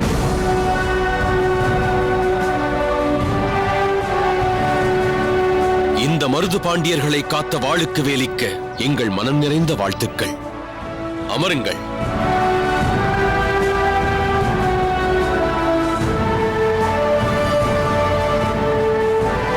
நான் அப்படி என்ன செய்துவிட்டேன்? நீயும் உன் தம்பி கருத்த ஆதப்பனும் இவர்கள்தான் மருது பாண்டியர்களோ என்று நினைக்கும் வண்ணம் அக்னியூவிற்கு முன்னால் பாவனை காட்டி எங்கள் இருவரையும் பாதுகாத்து அனுப்பினீர்களே, அதற்கு மேல் வேறென்ன செய்ய வேண்டும்? நான் என் கடமையைத்தான் செய்தேன். ஆனால் இதே கடமையை ஏற்றுக்கொண்ட வல்லத்தரையனால் அதை சரியாக செய்ய முடியவில்லையே. உறங்கா புலி என்ற நரி ஒன்று அருகிலேயே இருந்து கொண்டு இரு சிங்கங்களை வலையில் சிக்க வைக்க தந்திரம் செய்கிறது என்பதை வல்லத்தரையன் உணரவில்லையே. நிலைமையை சரியாக புரிந்து கொண்ட ஊமைத்துறை உன்னிடம் பொறுப்பை ஒப்படைத்து ஒரு புதிய திட்டத்தை வகுக்காமல் போயிருந்தால் எங்கள் குலதெய்வ வழிபாட்டு பயணம் விபரீத பயணமாக மாறியிருக்குமே. ஊமைத்துறை உன் மீது கொண்ட நம்பிக்கை எவ்வளவு பொருத்தமானது என்பதை நீ சரியாக நிரூபித்து விட்டாய். அன்றிருந்த சூழ்நிலையில் உன்னை நாங்கள் சரியாக பார்க்க முடியாமல் போய்விட்டது. இன்று நேரில் பார்க்கும் போதுதான் ஊமைத்துறை உன் மீது கொண்ட நம்பிக்கைக்கு நீ எவ்வளவு பொருத்தமானவன் என்று புரிகிறது.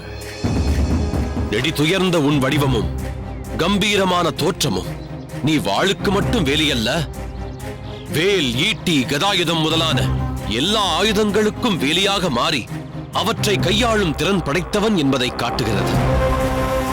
படர்ந்த உன் நெற்றி அறிவு கூர்மையையும் சுழன்று கொண்டிருக்கும் உன் கண்கள் எந்த நேரத்திலும் எத்தகைய ஆபத்து வந்தாலும் அதை எதிர்கொள்ள தயார் என்று எச்சரிக்கையை காண்பிக்கின்றன. வாளுக்கு வேலையை நீங்கள் இருவரும் இப்படி மாறி மாறி புகழ்வதை கேட்கும் போது எனக்கு மிகவும் மகிழ்ச்சியாக இருக்கிறது. வாளுக்கு வேலி இப்போது செய்துவிட்டு வந்திருக்கும் ஒரு காரியத்திற்காக எவ்வளவு புகழ்ந்தாலும் தகும் வெள்ளையரே. எதை சொல்கிறீர்கள்? அந்த அக்னியோ வாளுக்கு வேலியையும் வல்லத்தரையனையும் அழைத்து பேசி ஆசை வார்த்தை காட்டியும் அது முடியாதெனும் போது மிரட்டியும் மருது சகோதரர்களை காட்டிக் கொடுக்க வேண்டும் என்று கேட்டபோது ஒருபோதும் அப்படி ஒரு இழிவான காரியத்தை செய்ய முடியாது என்ற உறுதியோடு இவர்கள் மறுத்துவிட்டு வந்திருக்கிறார்களே. ஓ, அதற்குள் அந்த செய்திகள் உங்களுக்கு வந்துவிட்டதா?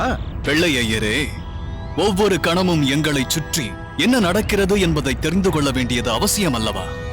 அப்பொழுதுதானே அதற்கேற்ப எச்சரிக்கையாக செயல்பட முடியும். நான் என் மனதில் இருக்கும் உண்மையைத்தான் பேசினேன். ஏன், வல்லத்தரையன் கூட அதில் உறுதியாகவும் உண்மையாகவும் தான் இருந்தான். அதையும் நாங்கள் அறிவோம். உண்மையாக இருப்பதென்பது அவ்வளவு எளிதல்ல வாளுக்கு வேலி. அந்த உண்மையை உறுதியாக ஏற்றுக்கொள்ளவும் துணிச்சல் வேண்டும். உண்மையை சொல்வதென்றால் நானே அதில் சற்று தடுமாற்றம் அடைந்திருக்கிறேன். எங்கள் மகாராணி வேலு நாச்சியார் எங்களிடம் நாட்டை ஒப்படைத்த போது ஆங்கிலேயர் சிவகங்கை மீது படையெடுக்க மாட்டார்கள் என்ற நிலையை நான் ஏற்படுத்தியிருக்கிறேன். அந்த நிலையை நல்லபடியாக பயன்படுத்திக் கொள்ளுங்கள் என்று உறுதி கூறினார். எங்கள் மகாராணியார் மறைந்த பிறகும் நாங்கள் அந்த நிலையையே பின்பற்றிக் கொண்டிருந்தோம். ஆனால் ஒரு நாள் ஊமைத்துறை இனி எங்கும் செல்ல வழியில்லை என்று எங்களை நாடி சிவகங்கைக்கு வந்தபோது நானே அவரை ஏற்றுக்கொள்ள சற்று தயங்கினேன். ஆனால் சின்ன மருது சிறிது கூட தயங்கவில்லை. இதனால் என்ன பிரச்சனை ஏற்பட்டாலும் பரவாயில்லை, நம்மை நாடி வந்த ஊமைத்துறையை நாம் விலக்கிவிட முடியாது, மனமாற அவரை ஏற்றுக்கொள்வோம் என்று உறுதியாக சொல்லிவிட்டான். அதன் பிறகுதான் ஊமைத்துறைக்கு ஆதரவு கொடுப்பதற்கு நான் சம்மதம் தெரிவித்தேன். சிவகங்கை மீது பாய்வதற்கு காரணம் தேடிக் கொண்டிருந்த வெள்ளையருக்கு அதுவே ஒரு காரணமாகிவிட்டது. அதனால்தான் பரங்கியர்கள் எங்கள் மீது படையெடுப்பு நடத்தினால் அதை எதிர்கொள்ள சரியான இடம் காளையார் கோவில்தான் என்று சிவகங்கையை விடுத்து இங்கு வந்து எந்த சூழ்நிலையும் எதிர்கொள்வதற்கான முயற்சியில் ஈடுபட்டிருக்கிறோம். அதே நேரம் இதிலெல்லாம் ஊமைத்துறையாரை ஈடுபடுத்துவது முறையல்ல என்று அவரை பாதுகாப்பாக ஓரிடத்தில் தங்க வைத்திருக்கிறோம். அந்த அக்னியு தனது ஆட்களை அனுப்பி ஊமைத்துறையை தங்களிடம் ஒப்படைத்து விட வேண்டும் என்று கேட்டான். எங்கள் நிலையை விளக்கி எவ்வளவோ நயமாக சமாதானம் பேசி பார்த்தோம். அவன் அதை ஏற்க மறுத்தான். நாங்கள் எந்த மிரட்டலுக்கும் பயந்து பணிய மாட்டோம் என்று சொல்லிவிட்டதால் இப்போது அம்பலக்காரர்களை பயன்படுத்தி எங்களை பிடிக்கும் முயற்சியில் ஈடுபட்டிருக்கிறான் அந்த அக்னியு. அக்னியுவின் கனவு ஒருபோதும் நிறைவேறாது. அம்பலக்காரர்களுக்குள் எத்தகைய பகை இருந்தாலும் அந்நியருக்கு ஒருபோதும் விட்டுக் கொடுக்க மாட்டோம். அதனால் தான் அக்னியு எங்களை அழைத்து பேசிய போது உறுதியாக மறுப்பு தெரிவித்து விட்டோம். ஆனால் அந்த அக்னியுவின் கண் முன்னாலேயே எங்கள் சொந்த பகையை வெளிப்படுத்திக் கொள்ளும்படி நேர்ந்துவிட்டது. உரங்கா புலியின் கன்னத்தில் நான் அறையும்படி ஆகிவிட்டது. அதுதான் எனக்கு மிகுந்த வருத்தத்தை அளிக்கிறது. இதில் நீ வருத்தப்பட என்ன இருக்கிறது வாளுக்கு வேலி? உரங்கா புலி பேசிய பேச்சுக்கு அன்று நீ அவனை அறைந்ததோடு விட்டதே அதிசயம். என்ன? அப்படியானால் அங்கு நடந்த நிகழ்ச்சியும் அதற்கு காரணமும் உங்களுக்கு தெரியுமா? மற்ற எல்லா செய்திகளையும் சொன்ன என் ஒற்றர்கள் அதை மட்டும் சொல்லாமல் இருப்பார்களா? பாகனேரியில் இருக்கும் உன் தம்பி கருத்த ஆதப்பனையும் திருக்கோட்டியூரில் எங்கோ இருக்கும் ஒரு நடனமங்கை சுந்தரியையும் இணைத்து பேசினால் யாருக்குத்தான் கோபம் வராது? என் தம்பி சின்ன மருதுவை பற்றி அப்படி ஒருவன் என் கண் முன்னே பேசியிருந்தால் நான் அவன் நாக்கை துண்டித்து கழுத்தை அறுத்து எறிந்திருப்பேன். அப்பப்பா, தங்கள் பார்வையிலிருந்து எதுவுமே தப்புவதில்லை என்பது எனக்கு இப்போதுதான் புரிகிறது. அன்று அந்த உரங்கா புலி ஏன் அவ்வாறு பேசினான் என்றே புரியவில்லை. சம்பந்தமே இல்லாமல் அந்த பேச்சை எடுத்து அப்படிப்பட்ட சங்கடத்தை ஏற்படுத்தி விட்டான். அது ஏதோ தற்செயலாக நடந்து விட்டதாக நினைத்துக் கொண்டிருக்கிறாயா வாளுக்கு வேலி? அது திட்டமிட்டு செய்யப்பட்டது. வேண்டுமென்றே அப்படி பேசப்பட்டது.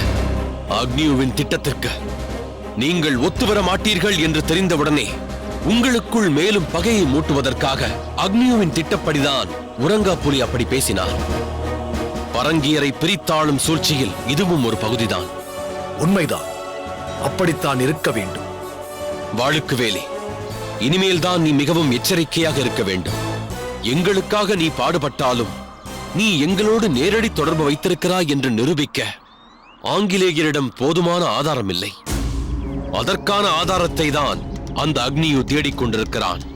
இந்த நிலையில் பாகனேரியும் பட்டமங்கலமும் ஒன்றுபட்டால் பாதுகாப்பாக செயல்பட முடியும் என்று ஊமைத்துறையார் நினைத்தார்.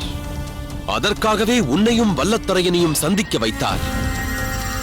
ஆனால் அது பயனளிக்காமல் போய்விட்டது.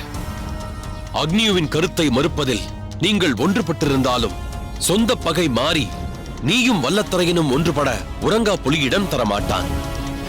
உரங்கா புலி எவ்வளவு தவறானவன் என்பது வெளியில் இருக்கும் எல்லோருக்கும் புரிந்தாலும் வல்லத்தரையனுக்கு அது புரியவில்லை.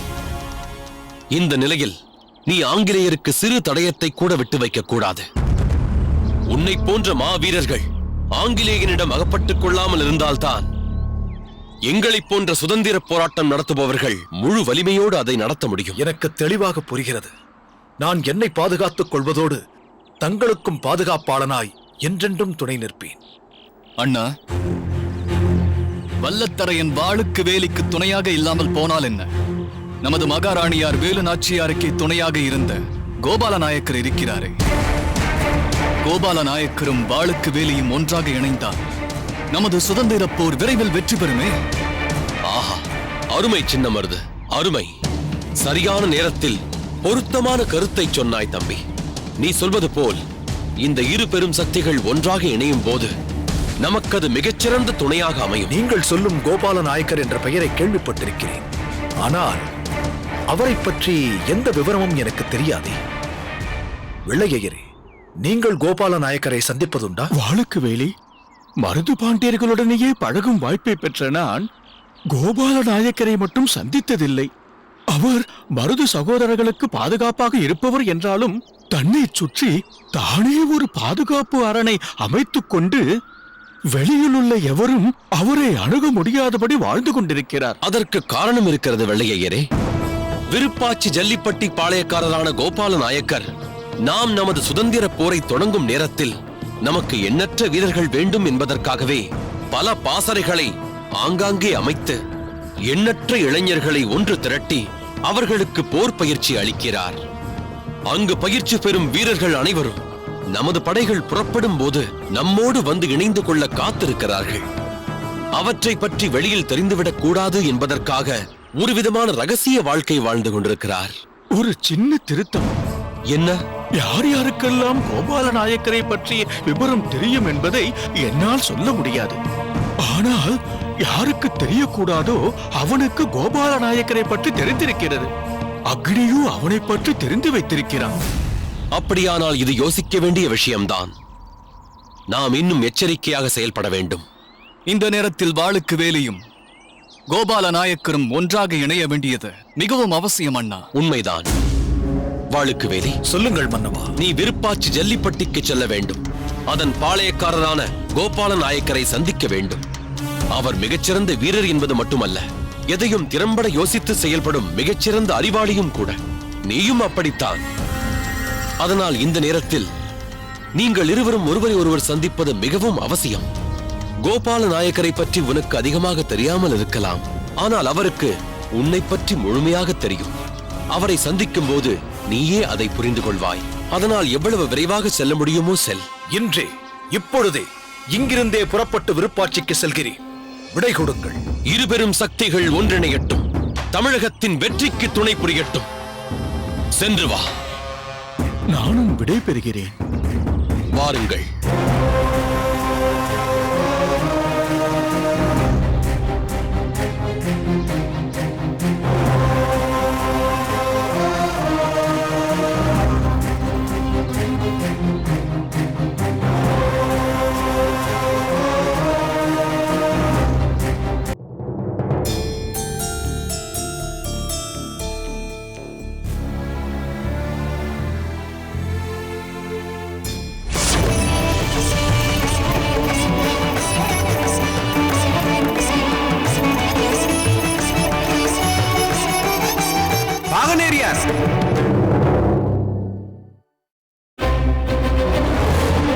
பாகநேரி அம்பலக்காரர் வாளுக்கு வேலி.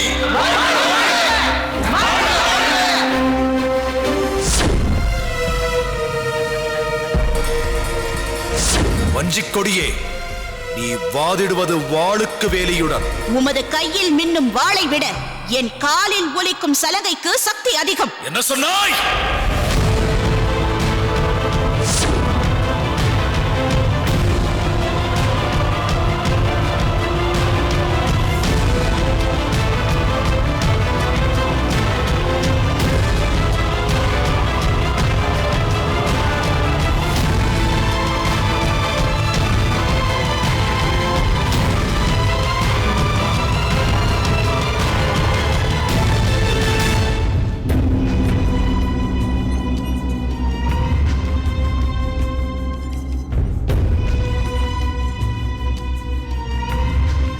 சுந்தரி,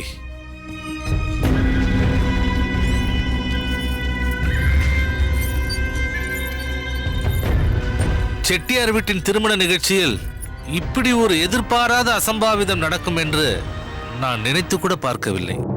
அந்த நிகழ்ச்சி மூலம் இதுவரை இருந்த சிக்கல்கள் நீங்கி நம் வாழ்வாதாரம் சீர்பெற்று விடும் என்பதோடு உன் நாட்டிய கலையும் புது புத்துணர்ச்சி பெற்று அது மேன்மேலும் சிறப்பு பெறும் என்று எதிர்பார்த்தேன்.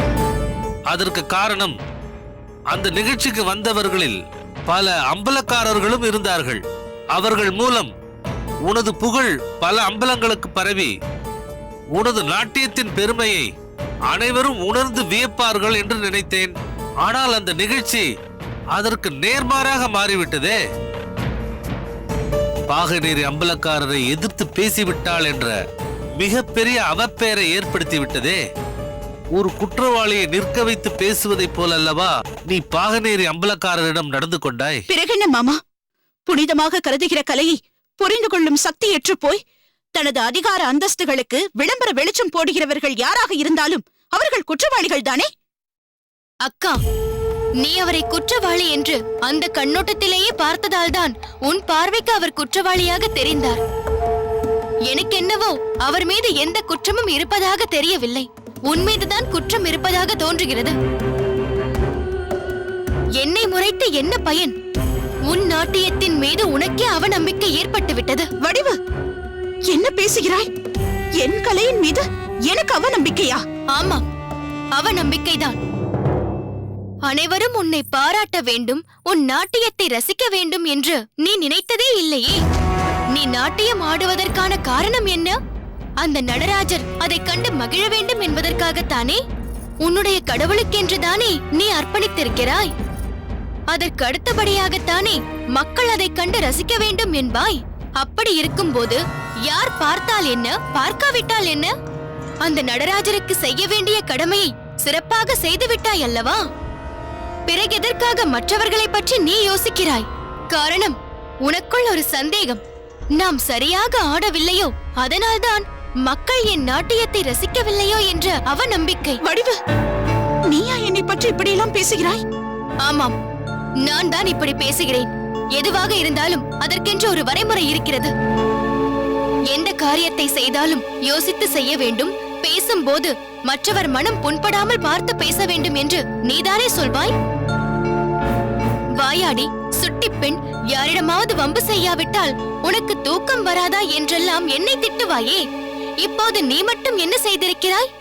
பெரிய இடத்து பொல்லாப்பை அல்லவா விலை கொடுத்து வாங்கி இருக்கிறாய்.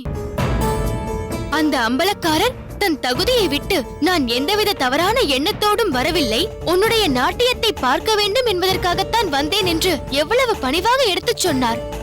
ஆனால் அதை நீ ஏற்றுக்கொள்ளவில்லையே.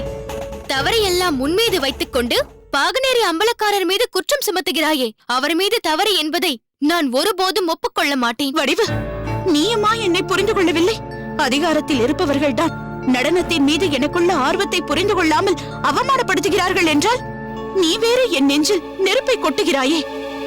பெரிய இடம், மிகப்பெரிய இடம். அந்த பெரிய இடத்து மனிதர் எனது நடன கலையை எப்படி மதித்தார் என்று பார்த்தாய் அல்லவா? பெரிய இடம், பெரிய இடம் என்று சொல்லிக் கொண்டிருக்கிறாயே. பெரிய இடம் என்பது பணத்தினாலோ அதிகாரத்தினாலோ அல்ல, மனிதாபிமானத்தோடு மற்றவர்களை மதிப்பதில் இருக்கிறது. அந்த அம்பலக்காரர் என்னை அவமதித்து விட்டாரே என்பதற்காக நான் அப்படி பேசவில்லை. என்னுடைய நாட்டிய கலையை அவமதித்து விட்டார் என்பதற்காகத்தான் நான் அப்படி நடந்து கொண்டேன். சுந்தரி, ஏனம்மா இப்படி குழந்தை மாதிரி பேசுகிறாய்? உன் நடன கலையை அவர் மதிப்பதினால்தானே தன் தங்கைக்கு உன்னை குருவாக இருக்கும்படி கேட்கிறார். அதற்காகத்தானே உன் நாட்டியத்தை அன்று காண வந்தார். நம் வீடு தேடி வந்து உன்னிடம் பேசினார். இது கூடவா உனக்கு புரியவில்லை? ஐயோ அத்தை, உங்களுக்கு தான் புரியவில்லை. தன் தங்கைக்கு நாட்டியம் கற்றுத்தர வேண்டும் என்பதற்காக மட்டும் அவர் வந்திருந்தால் அர்த்தராத்திரியில் வரவேண்டிய அவசியமில்லை. மறுநாள் காலையில் வந்து அதை பற்றி பேசி இருக்கலாம். ஆனால் அவர் அப்படி செய்யவில்லையே. அம்பலக்காரர் என்ற அதிகாரத்தை என் மீது செலுத்த வேண்டும் என்பதற்காகத்தான் நடு ஜாமத்தில் நம் வீட்டிற்கு வந்தார். அதிலிருந்தே தெரியவில்லையா அவரது நோக்கம் என்னவென்று? அந்த எண்ணம் ஈடேறாதபடி நான் எதிர்த்து பேசிவிட்டதால் என்னை அடிக்க கையை ஓங்கிவிட்டார். அதிலிருந்தே புரிந்து கொள்ள வேண்டாமா அவர் எத்தகைய அதிகார வர்க்கத்தை சேர்ந்தவர் என்று? அடுத்தவர் வீடு தேடி வந்து ஒரு பெண்ணை கை நீட்டி அடிப்பதற்கு துணிந்தாரே, அதை கூட நீங்கள் அவமானமாக கருதவில்லையா? சுந்தரி, வாளுக்கு வேலின் கையில் இருக்கும் வாளுக்கு எதிரிகள் கூட மதிப்பு தருவார்கள். அத்தகைய வீர வாளை உன் கால் சதங்கைக்கு ஈடாகுமா என்று உன் கால் சதங்கையோடு ஒப்பிட்டு பேசினால் எந்த வீரனுக்குத்தான் கோபம் வராது? தான் பாகநேரி அம்பலக்காரன் என்ற ஒரே காரணத்தால் தான் ஓங்கிய கையை இறக்கி ஒரு பெண்ணிடம் இப்படியெல்லாம் நடந்து கொள்ளக்கூடாது என்று அமைதியாக சென்று விட்டார். அவ்வளவு ஏன், கருத்த ஆதப்பன் தன் அண்ணனோடு வந்திருக்கும் ஒரே காரணத்தால் தான் அவரும் அமைதியாக இருந்தார். அன்று நீ பேசிய பேச்சிற்கு கருத்த ஆதப்பனின் கட்டாரி உன் கழுத்தில் பாய்ந்திருக்கும். பாயட்டுமே, கட்டாரி என் கழுத்துக்கு வந்தால் என்னவாகும்? என் உயிர் போகும், அவ்வளவுதானே. என்னை வாழ வைக்கும் என் கலை தெய்வத்திற்கு மாசுமறு உண்டாக்குகிறவர்கள் யாராக இருந்தாலும் என்னால் மன்னிக்கவே முடியாது. அதற்காக நான் மரணத்தையும் ஏற்றுக்கொள்ள தயார். கலைத்தாயின் மீது நான் கொண்ட பற்று, அந்த கலைக்காக எதையும் தாங்கிக் கொள்ளக்கூடிய உறுதியை அந்த கலைத்தாய் எனக்கு வழங்கி இருக்கிறாள். சுந்தரி, பெரிய இடத்து பிரச்சனை நமக்கு வேண்டாம். ஆங்கிலேய துறையை எதிர்த்தோம் என்றால் அது வேறு. அவனுடைய ஆதிக்கம் தமிழகத்தில் இல்லை. அதற்கான முயற்சிகளைத்தான் செய்து கொண்டிருக்கிறான். ஆனால் அம்பலக்காரர்கள் அப்படியல்ல. ஆங்கிலேயனால் மீண்டும் நமக்கு ஏதேனும் பிரச்சனை என்றால் அம்பலக்காரர்கள் தான் முன்வந்து நிற்பார்கள். இன்னொன்றும் சொல்கிறேன், பாகநேரியின் அம்பலக்காரர் இங்கு வந்தது எந்தவித தவறான நோக்கத்தோடும் அல்ல. நீ ஒரு சிறந்த நாட்டியக்காரி, கலைக்காக உயிரையே கொடுக்க வேண்டும் என்று நினைப்பவள். அத்தகைய உன்னதமான குணம் கொண்ட நீ அந்த நாட்டிய கலையை மேலும் மேலும் தழைத்தோங்க செய்ய அதை மற்றவர்களுக்கும் கற்றுக் கொடுக்க வேண்டும். அது உனது கடமை. அதற்காக ஒருவர் வந்து உன்னிடம் அனுமதி கேட்கும் போது அவரை எடுத்திருந்து பேசுவது சரியா? கலை ரசனையே இல்லாத ஒருவர் வந்து தன் தங்கைக்கு நாட்டிய பயிற்சி அளிக்க அனுமதி தர வேண்டும் என்று கேட்கும் போது நான் அதை எப்படி ஏற்றுக்கொள்ள முடியும்? சரி, உன் கருத்துப்படியே வருகிறேன். பாகநேரி அம்பலக்காரருக்கு வேண்டுமானால் கலை ரசனையே இல்லாமல் இருக்கலாம். அதற்காக அவருடைய தங்கையும் அப்படித்தான் இருப்பாள் என்று நீ நினைப்பது பெரும் தவறு. ஒரு பெண்ணின் மனதை மற்றொரு பெண்ணால் தான் அறிந்து கொள்ள முடியும் என்று சொல்வார்கள். அந்த பெண்ணிற்கு உன் நாட்டியத்தில் எந்த அளவிற்கு ஈடுபாடு இருந்திருந்தால் அம்பலக்காரரான தன் அண்ணனையே உன்னிடம் அனுமதி பெற அனுப்பியிருப்பாள். அதனால்தான் அவரே உன்னை நேரில் சந்தித்து அனுமதி கேட்டிருக்கிறார். ஐயோ அத்தை, நீங்களும் என்னை புரிந்து கொள்ளவில்லையே. போதும் சுந்தரி, திரும்ப திரும்ப அதையே சொல்லிக் கொண்டிருக்காதே. இந்த பிரச்சனைக்கு உடனடியாக ஒரு முற்றுப்புள்ளி வைக்க வேண்டும். நீ இப்படியே ஒவ்வொருவராக பகைத்துக் கொண்டு வந்தால் நீ உனது உயிருக்கு உயிராக நேசிக்கும் கலையை எங்குமே நடத்த முடியாத சூழ்நிலை ஏற்பட்டுவிடும். நல்லோர்களை பகைத்து நீயே உன் கலையை அழித்து விடாதே. நடந்தது நடந்து விட்டது. இதற்கு ஒரே பரிகாரம், பாகநேரியார் வீட்டிற்கு வந்து அவர் தங்கைக்கு நாட்டியம் பயிற்றுவிக்க தயாராக இருக்கிறேன் என்று ஒரு லிகிதம் அனுப்பிவிட்டால் எல்லாம் சரியாகிவிடும். நடந்ததை நீயும் மறந்துவிடு. பாகநேரி அம்பலக்காரரும் அதை மறந்து விடுவார். நீ பேசியது எதையுமே அவர் மனதில் வைத்துக் கொள்ள மாட்டார். இதன் முடிவு உன்னிடம்தான் இருக்கிறது. முடிவு? அக்கா, மாமா சொல்வதை கேள். அம்பலக்காரர் மேல் என்ன குற்றம்? அவர் செட்டியார் வீட்டில் கல்யாணம் விசாரிக்க வந்தார். வந்த இடத்தில் அரங்கில் இருந்த கூட்டம் அவரை சுற்றி கொண்டது. ஒருவேளை நீ நினைப்பது போல் பாகநேரியாரின் வருகையால் உனது கலை நிகழ்ச்சிக்கு இடையூறு ஏற்பட்டிருந்தால் கூட அதை நீ அவரிடம் உனது மனக்குறையாக வெளிப்படுத்தி இருக்கலாமே தவிர அதை ஒரு கடுமையான வாக்குவாதமாக்கி அவரது வீரத்தையே இகழ்ந்திருக்க கூடாது. அதுதான் இப்போது பிரச்சனை. அவரும் தன் பக்கமுள்ள நியாயத்தை பொறுமையோடு எடுத்துச் சொன்னார். ஆனால் அவர் ஆத்திரப்படும் அளவிற்கு அவமதித்து பேசியது நீதான். அதன் பிறகு நடந்த விபரீதத்திற்கு அவர் எப்படி பொறுப்பாக முடியும்? நடந்தது நடந்து விட்டது. மீண்டும் மீண்டும் அதை பற்றியே யோசிக்காமல் மாமா சொன்னது போல் அவர் தங்கைக்கு நடன பயிற்சி அளிப்பதுதான் புத்திசாலித்தனம். இல்லை வடிவு, நான் அவரது தங்கைக்கு நடன பயிற்சி அளிப்பதற்கு சம்மதம் தெரிவித்து விட்டேன் என்றால் அவரது ஆணைக்கு கட்டுப்பட்டு அவரிடம் மன்னிப்பு கேட்டதற்கு சமமாகிவிடும். அதனால் அவர் தங்கைக்கு நாட்டியம் கற்றுக் கொடுக்க என் மனம் ஒப்பவில்லை. பாகநேரி அம்பலக்காரர் இங்கு வந்து என்னை அடிக்க கைவோங்கி பிறகு மனதை மாற்றிக்கொண்டு அடிக்காமல் சென்றிருக்கலாம். ஆனால் கலை நிகழ்ச்சி மண்டபத்தில் என் நாட்டியத்தை தடைப்படச் செய்து என் இதயத்தை ஈட்டியால் குத்திவிட்டார். அதனால் ஏற்பட்ட காயம் என் உள்ளத்தில் ஆழமாக பதிந்துவிட்டது. அது நிச்சயமாக ஆறாது. சுந்தரி, தயவு செய்து தற்போதுள்ள பிரச்சனையை புரிந்து கொள். உனக்கும் பாகனேரி அம்பலக்காரருக்கும் ஏற்பட்ட பிரச்சனை என்ற புகை பெரும் தீயாக மாறி பாகனேரி அம்பலக்காரருக்கும் நமக்கும் பகை என்ற செய்தி நாடெங்கும் பரவுவது நல்லதல்ல. அதற்காகத்தான் இந்த அளவிற்கு நான் உன்னை வற்புறுத்தி கொண்டிருக்கிறேன். அக்னியோடு இருக்கும் ஒரு பகையே போதும். தேவையில்லாமல் மற்றொரு பகையையும் தேடிக்கொள்ள வேண்டாம். எத்தகைய பகையானாலும் அதை கண்டு அஞ்சுபவள் அல்ல இந்த சுந்தராம்பாள். என்னை பொறுத்தவரை என் மனதுக்கு ஒப்பாத ஒரு காரியத்தை நான் செய்யவே மாட்டேன். அந்த பாகனேரி அம்பலக்காரர் வீட்டிற்கு நான் நடனம் கற்றுத்தர போகவே மாட்டேன்.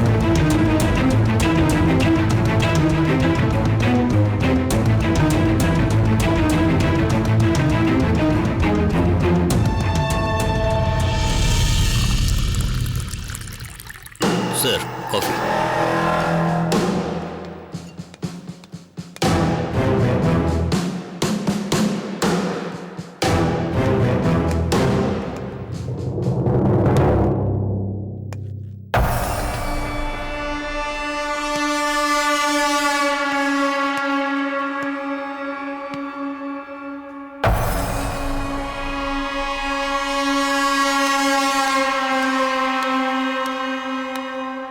வாருங்கள் உறங்காப்புலே.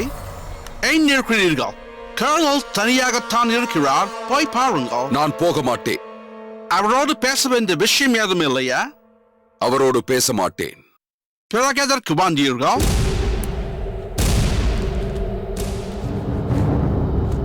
இதோ இந்த துப்பாக்கியை அவரிடம் கொடுத்து விட்டு போவதற்காக. கொண்டு போய் கொடுங்கள். நான் போய் கொடுக்க மாட்டேன். இதை நான் கொடுத்தேன் என்று நீயே கொண்டு போய் கொடுத்து விடு. என்னால் முடியாது. நீ ஏன் இதை வாங்கி வந்தாய்? இதுதான் உன் வேலையா என்று கர்னல் கோபிப்பார். பிறகு என்னதான் செய்வது? வேண்டுமானால் நீங்கள் வந்திருக்கிறீர்கள் என்று கர்னலிடம் போய் சொல்கிறேன். அதற்கு பிறகு அவர் தீர்மானிக்கட்டும்.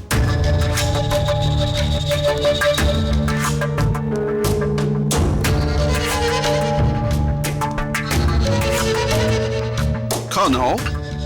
S, tell me. ரங்காப்புலி வந்திருக்கிறார். வரச் சொல்.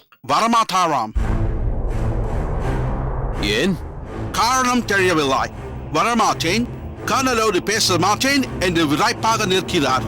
பிறகு எதற்கு வந்தீர்கள் என்றால், தாங்கள் அவருக்கு அன்பு பரிசாக தந்த துப்பாக்கியை நீட்டி இதை கொடுப்பதற்காக வந்தேன் என்கிறார். உறங்காப்புலி ஏன் இப்படியெல்லாம் செய்கிறான்? Okay, you can go. Okay kernel.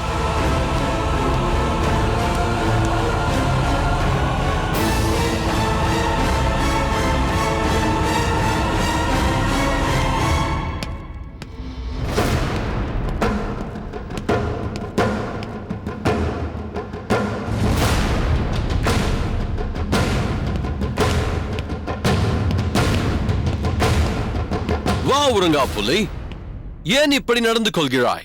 என்ன நேர்ந்தது உனக்கு? வாயை திறந்து பேசு உறங்காப்புலி. நான் எதுவும் பேச மாட்டேன்.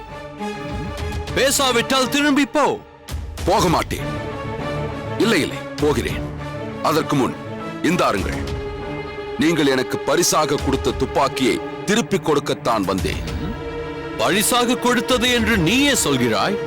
பரிசாக கொடுத்ததை யாராவது திருப்பி தருவார்களா? அப்படியே தந்தாலும் பரிசை கொடுத்தவர்கள் மீண்டும் அதை பெற்றுக் கொள்வார்களா? நண்பர்கள் கொடுத்த பரிசைத்தான் பாதுகாப்பாக வைத்திருக்க வேண்டும். நண்பர்களாக இல்லாதவர்கள் தந்ததை ஏன் வைத்திருக்க வேண்டும்? அதனால் தான் திருப்பி கொடுக்கிறேன். ஓ, அப்படியானால் இப்பொழுது நீ எனக்கு நண்பன் இல்லையா? பிறகு ஏன் நீ இதை என்னிடம் கொடுக்க வந்தாய்? எங்கேயாவது தூக்கி எறிந்து விட்டு போக வேண்டியதுதானே? அது எதுவானாலும் நேருக்கு நேர் பேசினால் எல்லாம் சீக்கிரம் சரியாகிவிடும். நீ ஏன் இப்படி செய்கிறாய்? முதலில் அதை சொல். அந்த வாளுக்கு வேலி என்னை விட வயதில் சிறியவன், என்னை விட தகுதியில் குறைந்தவன், ஏற்கனவே என்னை அவமதித்தவன். அந்த வாளுக்கு வேலி உங்கள் கண் முன்னால் என் கன்னத்தில் அறைந்த போது எதுவுமே பேசாமல் வேடிக்கைதானே பார்த்துக் கொண்டிருந்தீர்கள். ஓ, இதுதான் உன் வருத்தத்திற்கு காரணமா? நான் என்ன செய்திருக்க வேண்டும் என்கிறாய்? உங்களிடம் எப்போதும் ஒரு துப்பாக்கி இருக்கும் அல்லவா? அதை எடுத்து டமால் என்று அந்த வாளுக்கு வேலியை சுட்டிருக்க வேண்டியதுதானே? உறங்காப்புலி, நீ ஒன்று புரிந்து கொள். நாங்கள் இந்த நாட்டை பிரிக்க வந்தவர்கள் தான். ஆனாலும் எங்களுக்கென்று சில சட்ட திட்டங்கள் உண்டு. வாளுக்கு வேலி என்னுடைய அழைப்பை ஏற்று வந்திருக்கிறான். உனக்கும் வாளுக்கு வேலிக்கும் உள்ள தனிப்பட்ட பகையால் நீ அவனை அவமதித்து பேசியதால் அவன் உன்னை அடித்திருக்கிறான். நான் அதில் எப்படி குறுக்கிட முடியும்? நான் ஏன் அவனை அப்படி பேசினேன்? அவன் கோபத்தை தூண்டுவதற்கு. நான் எதனால் அப்படி செய்தேன் என்று உங்களுக்கு தெரியாதா? எதனால்? உங்களுக்காக. நீங்கள் சொன்ன ஒரு வார்த்தைக்காக. இதென்ன புதிய கதை? கதை அல்ல, உண்மைதான். நீங்கள் என்னிடம் என்ன சொல்லி இருந்தீர்கள்? நான் வாளுக்கு வேலியிடமும் வல்லத்தரையனிடமும் நீங்கள் எனக்கு சாதகமாக பணிபுரிய வேண்டும், மருது சகோதரர்களை பிடிக்க உதவி செய்ய வேண்டும் என்று கேட்டேன். அதற்கு அவர்கள் ஒப்புக்கொண்டால் சரி.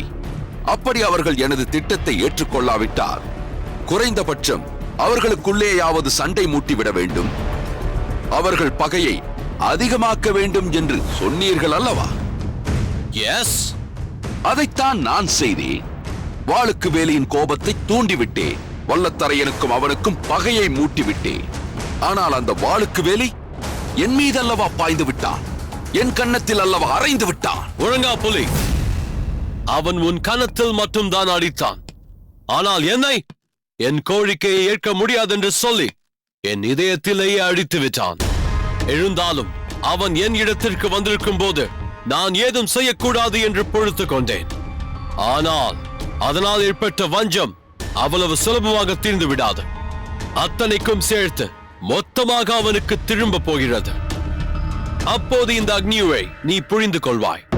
ஒழுங்கா புலி, நாம் எல்லாம் இணைந்து செயல்பட வேண்டிய இந்த நேரத்தில் நீ இப்படியெல்லாம் சிறு பிள்ளையை போல் முகத்தை தூக்கி வைத்துக் கொண்டு போகிறேன் என்று சொன்னால் அதனால் ஏற்பட போகும் இழப்பு உனக்குத்தான். பட்டமங்கலத்துக்கு மட்டுமல்ல, பாகநேரிக்கும் சேர்த்து நீயே தனிப்பெரும் அம்பலக்காரனாக ஆகும் வாய்ப்பை நீ இழந்து விடுவாய்.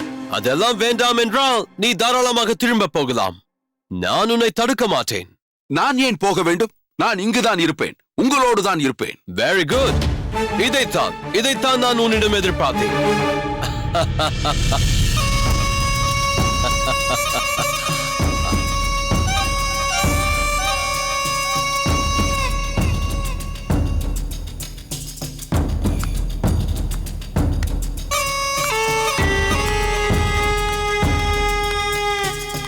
வணக்கம் துரை.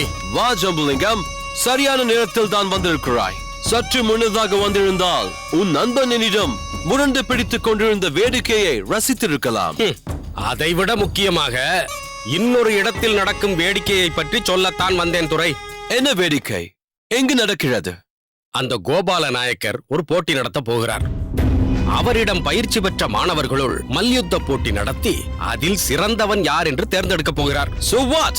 செய்து கொண்டு போகட்டும், அதனால் நமக்கு என்ன? அப்படி எளிதாக நினைத்து விட்டுவிடக் கூடாது துரை. அந்த கோபால நாயக்கர் ஏன் இப்படி செய்கிறார்? எதற்காக தன் மாணவர்களுக்குள் போட்டி நடத்துகிறார்? என் மாணவர்கள் எத்தகைய கெட்டிக்காரர்கள் பாருங்கள்.